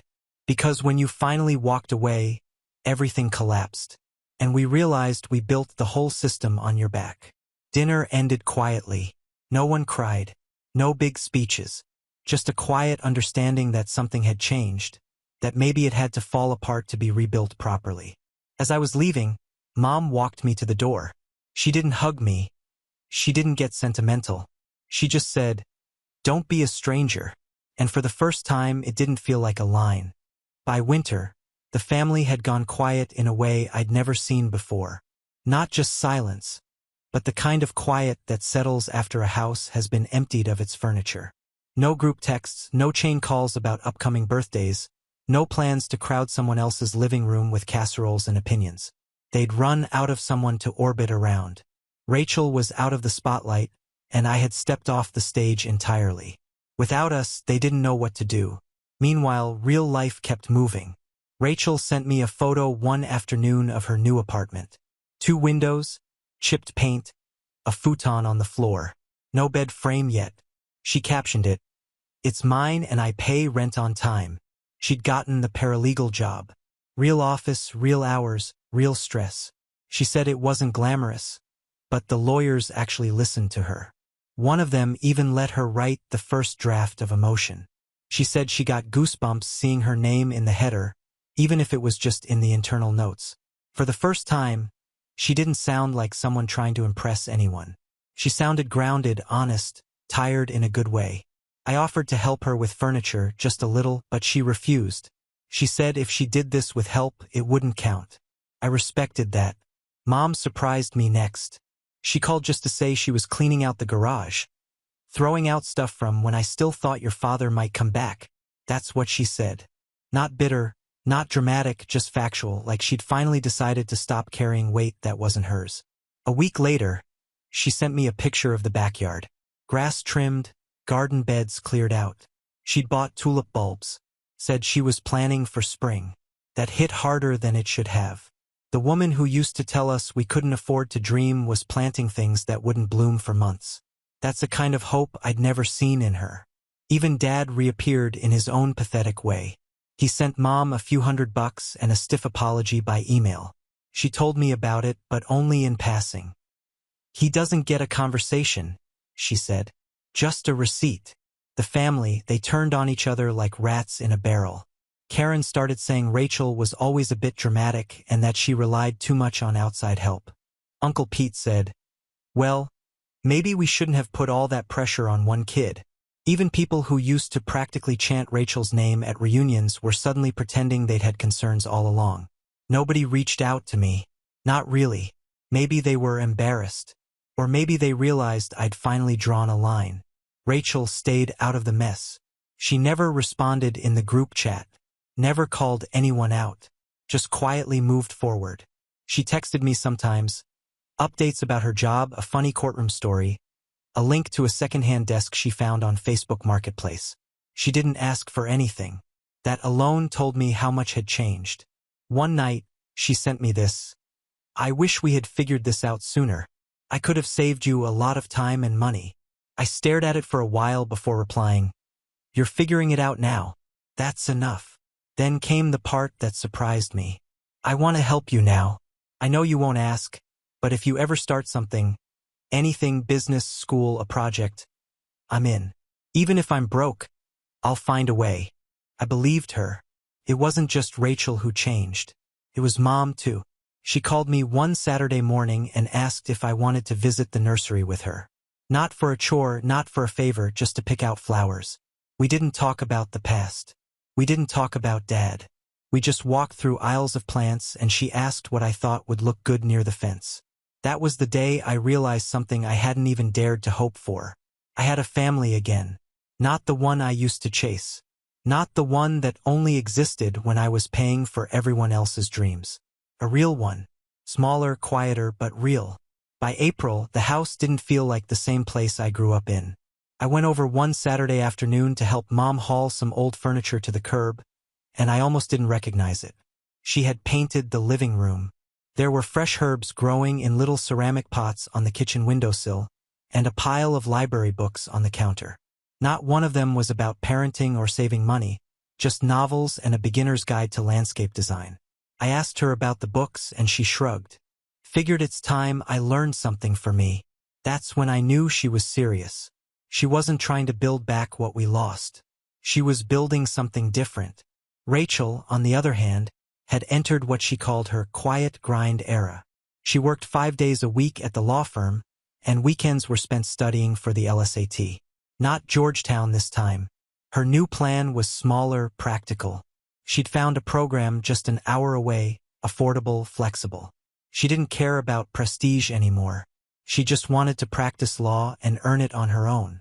She started bringing her own coffee to work, cooking instead of ordering out, and budgeting. She sent me a spreadsheet one night and said, "I never thought I'd be the kind of person who tracks every dollar. Now I get why you were always so careful." I told her it wasn't about being careful. It was about surviving. She got quiet for a moment, then sent, "Thanks for helping me survive when I didn't even know I needed help." It was the kind of message you don't screenshot, don't share. Just read and let sit in your chest for a while. In May, she got her acceptance letter. The local school said they were impressed with her experience and her essay. She'd written about failure, not in the abstract, but the personal kind. The kind that forces you to question who you are without all the noise. She sent me a photo of the letter, then a second photo, her in her tiny apartment holding up the envelope like a trophy. No makeup, hair a mess, eyes red from crying. She never looked more honest. Mom threw a small dinner to celebrate. Nothing like the old days. No uncles, no aunts, no cousins fawning over Rachel like she was made of gold. Just the three of us. She made lemon chicken, mashed potatoes, and Rachel's favorite chocolate mousse from scratch. We sat on the porch after, drinking coffee. It was quiet. No one filled the silence just to fill it. Felt earned. At one point, Rachel said, "You know, if things had gone the way we planned, I wouldn't have survived law school. Not really. I would have burned out pretending to be the version of me everyone else needed." Mom didn't say anything, just reached over and squeezed her hand. Later that night, I got a call from Dad, the first one in nearly a year. I let it go to voicemail. He said he wanted to talk, that he heard things were getting better, and that maybe he could visit sometime just to see us all in one room again. I didn't call back. I sent the message to Rachel instead. She replied, "Let him wait. We waited long enough." The reunion talk started up again around June. Karen texted me to say the family was planning a big get-together at some lake house someone had rented. "You should come," she wrote. "Things are different now." I asked, "Different how?" No reply. Rachel didn't go either. She said she had class that weekend, and even if she didn't feel like putting on a show. "They want the version of me they can post about," she told me. "Not the one who works a job, rides the bus, and eats rice for 3 days straight because rent is due." I told her the real version was the only one that mattered. In July, Mom came to my place for dinner. She brought dessert and didn't try to clean anything. We talked about Rachel, about the garden, and about how strange it felt not to be in crisis all the time. When she left, she gave me a hug and said, "You didn't just save your sister. You saved me too." And I believed her. Sometimes people ask if I regret it, pulling my support, letting everything collapse. I don't, because none of what's here now would have been possible without that moment. We stopped pretending. We stopped performing. Now Rachel's going back to school. Mom's reading fiction and planting tulips. I've got peace. And for the first time, it's not tied to what I can do for other people. It's just mine. Now on to the next story. Story 7. Parents didn't want to see me with my children at family dinner. "There's no seats for them. There are other grandchildren sitting here," said Dad, and my sister laughed. "But there are no seats for them, the other grandchildren are sitting here," my dad said. My sister Lauren laughed like it was the funniest thing she'd ever heard. I stood in the doorway with my 2 children, holding a small gift bag. I had come to congratulate her on her promotion, thinking it would be a family reunion. My younger brother Jake had told me to come. "It'll be fun, Stan. Everyone will be there." But as soon as I walked in, I knew I had made a mistake. The dining room table was set, plates and silverware neatly arranged, wine glasses filled. It was full of familiar faces. My parents, Lauren, her husband, their 2 children. Everyone but me and my kids. I glanced at my mother, hoping for some kind of intervention, but she was busy arranging the plates as if they were the most important thing in the world. My father stood with his arms crossed, looking annoyed that I had even shown up. Lauren leaned back in her chair, amused. Then my father said it. Why did you bring the kids? We didn't even invite you. Why are you even here? The words hit harder than I expected. My youngest, still clinging to my leg, looked up at me in confusion. My older one, who was just old enough to understand when we weren't wanted, looked from me to them, waiting to see how I would react. Well, come in, I guess, my father finally said, as if doing me a favor. But there's no room for you. Only room for the other grandchildren, Lauren's children. Our beautiful daughter's children. She'll finally be able to help us now. Lauren laughed again, louder this time. I kept my voice calm. So our sister is golden now, huh? Now that she's been promoted, she doesn't need my help anymore. Lauren rolled her eyes. Who needs you, Stanley? Ha! I smiled, relieved. Perfect. That means I don't have to pay the mortgage anymore. It's their burden now. The laughter stopped immediately. My father's face twitched. My mother, who had been pretending to be busy, finally turned to look at me. Lauren straightened in her chair. Wait, what? I said you don't need me, right? So I'll stop making the extra payments. Lauren can handle it now. No one spoke for a few seconds. The change in the air was almost comical.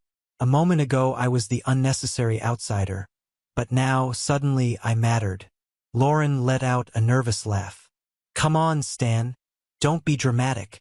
I turned to my kids. All right, let's go. Are you serious? My dad snapped. You're just going to leave? You just said we weren't invited.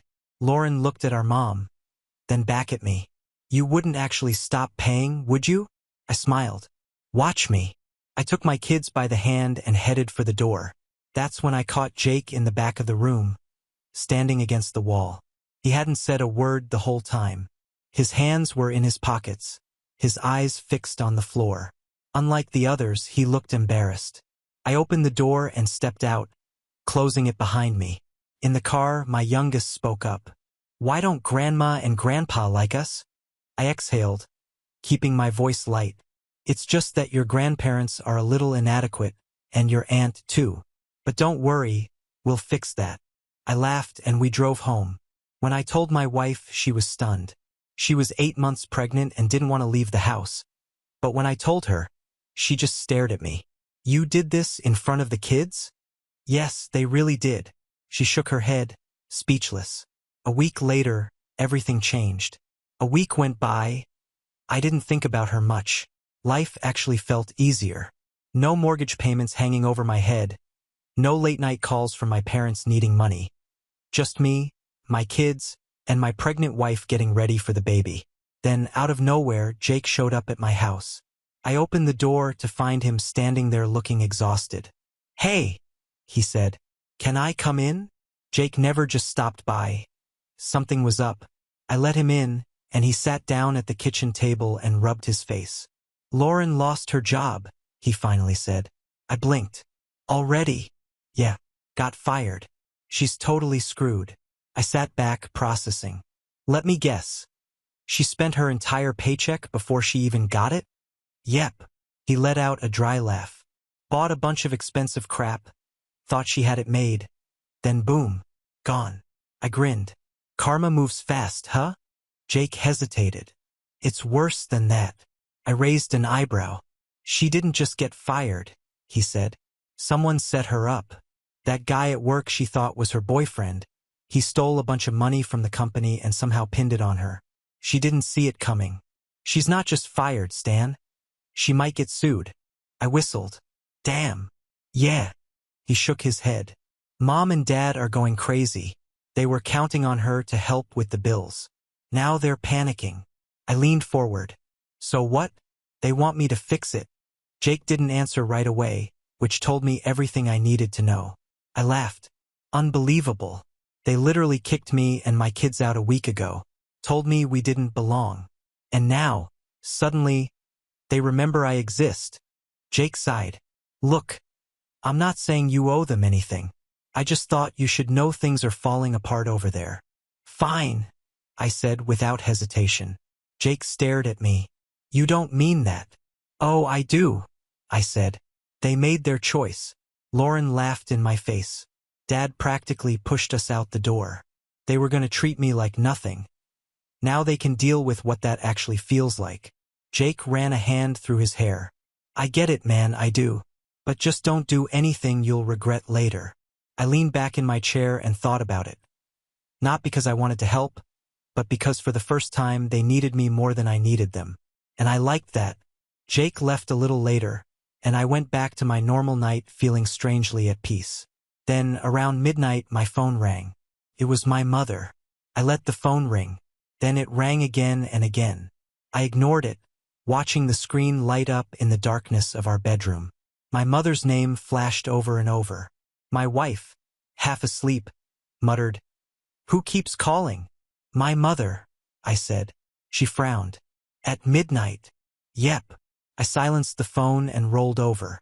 A few minutes later, Jake texted, "Stan, pick up. It's bad." I sighed and called him back. He answered right away. "Stan, you need to come over. Dad's having chest pains. Mom's freaking out." I sat up. "Wait, what?" "He doesn't look good, man. Mom tried calling Lauren first, but she's not answering. She's been crying all day about her job and now she's ignoring everything." I grinned. "You mean the golden child doesn't want to deal with family problems? Shocking." "Stan, come on, this is serious." I hesitated. I knew I should go, but part of me remembered standing at that dinner table, my children beside me, while my father looked me in the eye and told me we weren't welcome. I exhaled. "Fine, I'll be there soon." My wife sat up. "You're really leaving?" "I just want to see what's going on."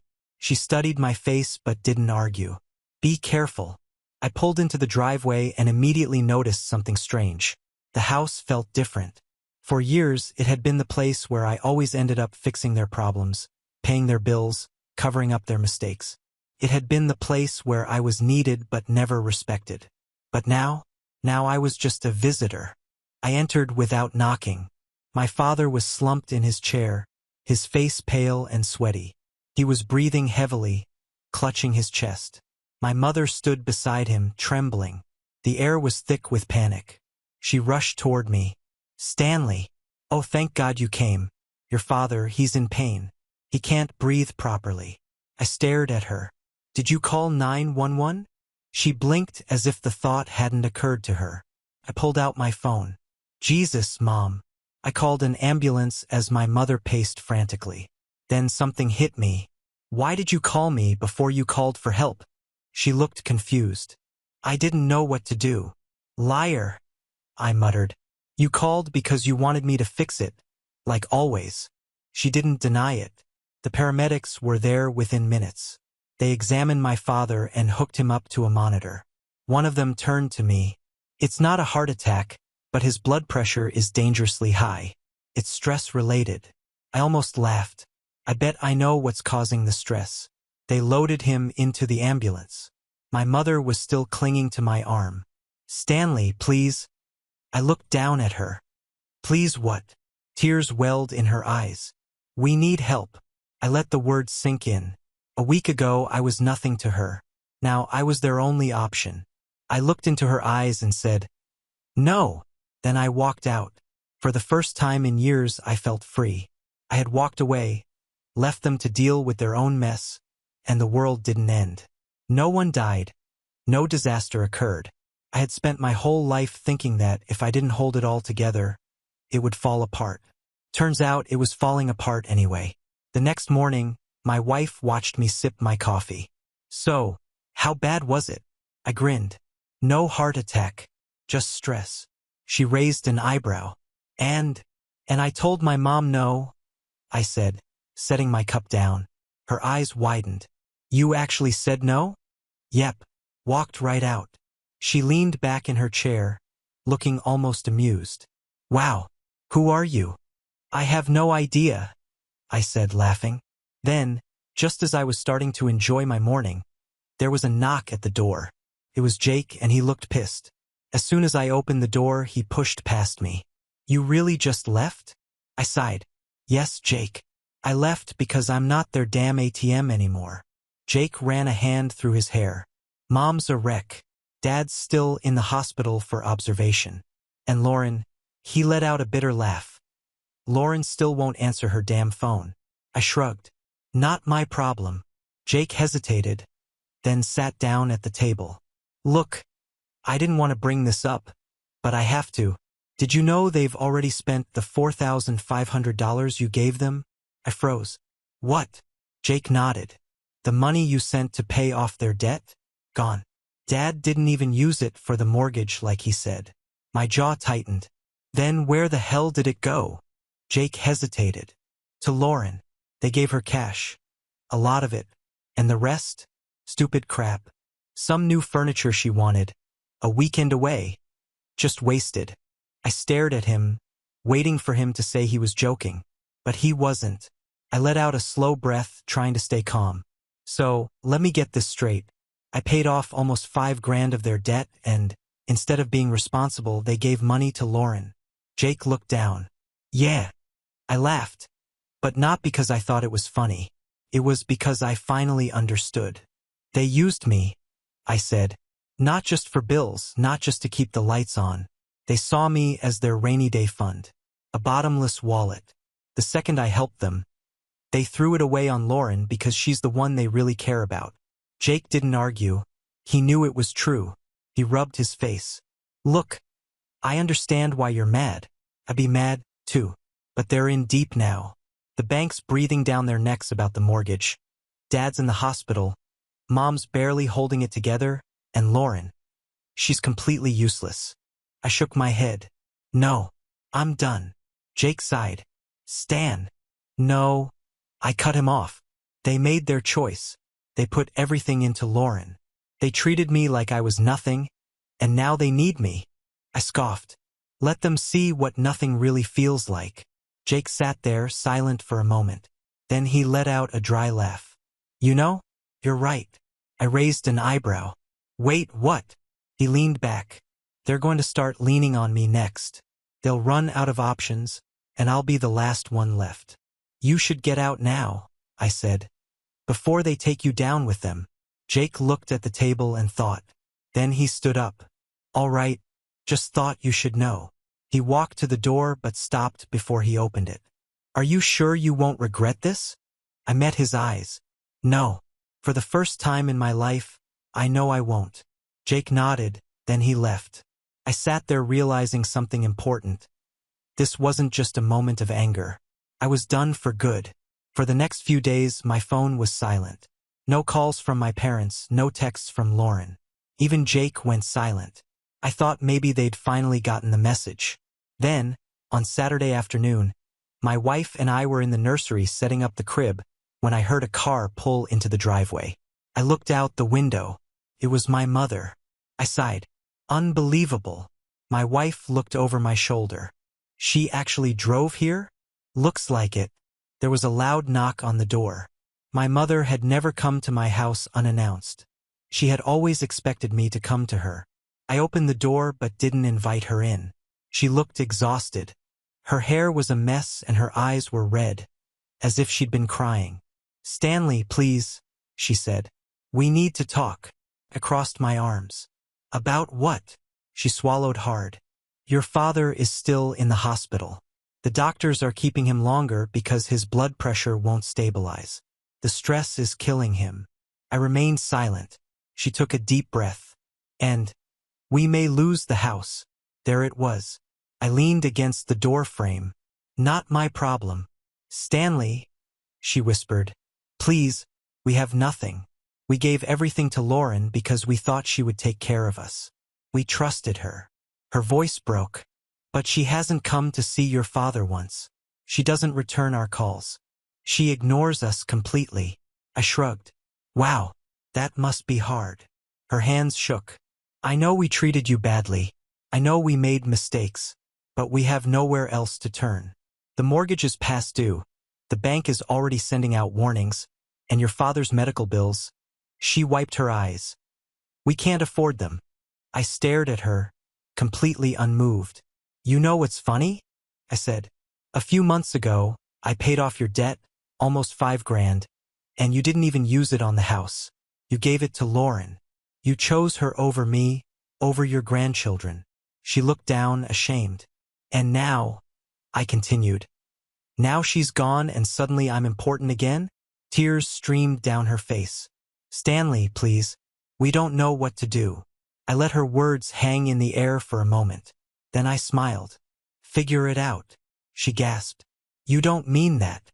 I do, I said. I really do. I stepped back and started to close the door, and that's when she snapped. You owe us, she suddenly yelled. I froze. Excuse me? You owe us, Stanley, she yelled. We raised you. We fed you. We gave you everything. And now that we need you, you're just going to turn your back on us. I laughed. Everything? Really? You treated me like a backup plan, like a safety net for when Lauren let you down. You threw me away as soon as she got her promotion, and now that she's gone, I'm suddenly your son again. She shook her head, angry. You are selfish. After all we've done for you. I didn't even argue. I just smiled. Good luck, Mom. Then I slammed the door in her face. I turned to see my wife standing there, hands on her stomach, staring at me. She exhaled. That was crazy. I nodded. Yeah, and I'm so done. We stood there for a moment, just taking it in. Then we heard a loud bang from outside. I ran to the window and looked out. My mom had kicked the side of my car. She was screaming, her face red with anger. Then she got into her own car and drove off. I turned back to my wife, who was still wide-eyed. Well, I said. That went well. She stared at me, then she burst out laughing. After my mother left, I thought that was it, that they'd finally accept that I was done and move on. I was wrong. A few days later, Jake called. They want to work something out, he said. His voice was tight, as if even he was tired of their nonsense. I sighed. Of course they do. They think maybe you'd be willing to just loan them money instead of giving it? Or maybe you could put the house payments in your name and they pay you back. I let out a sharp laugh. Are you serious? Dead serious. I shook my head. Not happening. Stan, they're desperate, Jake said. I don't think they've ever been this scared.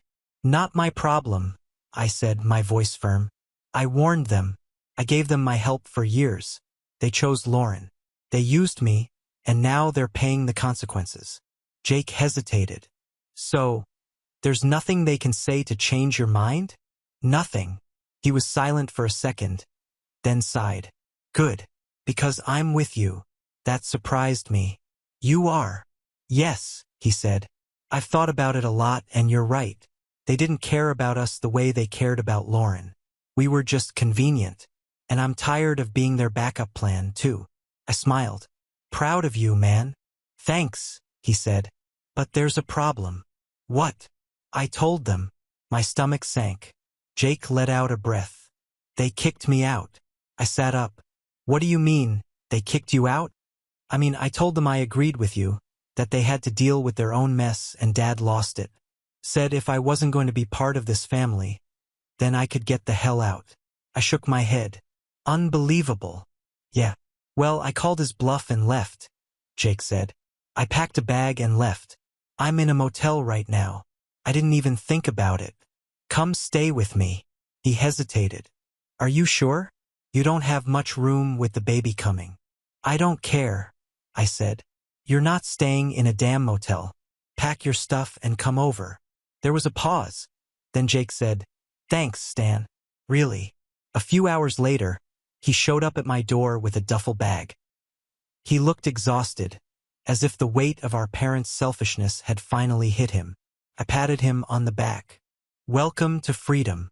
He laughed, but it was a weary laugh. Yeah, guess we're both out now. Huh. Guess so. We put him up in the small guest room. It wasn't much, but he didn't mind. Over the next few days, my phone blew up. My parents called me every name in the book. A selfish bastard, a cheapskate, a disgrace to the family. Apparently, if I didn't give them money, I was worthless to them. Lauren wrote once, Lauren, you're pathetic. You've always been jealous of me and now you're trying to turn Jake against us. Grow up. I didn't even bother to reply. And then what? Silence. For the first time in my life, I didn't hear from them. No guilty phone calls, no fake apologies. No manipulative pleas for help. Just nothing. Jake and I settled into a routine. It was weird at first. Two grown men suddenly living together like we were kids. But honestly, it was nice. We were on the same team for the first time, and after everything, it was enough. I haven't spoken to my parents for 3 months. 3 months of peace. 3 months of not being needed. The baby is almost here. Jake is saving up to get his own place. And I wake up every morning wondering what financial disaster my parents are going to dump on me next. Do I miss them? No. I miss the idea of having real parents. Parents who love you for more than what you can do for them. But the real people. The ones who threw me and my kids away for Lauren and then expected me to save them when she failed them? No. I don't miss them at all. We have reached the end. If you enjoyed this video, please be sure to like and subscribe to the channel for more videos like this, and give us your thoughts about the stories in the comments section. Thank you and see you in the next video.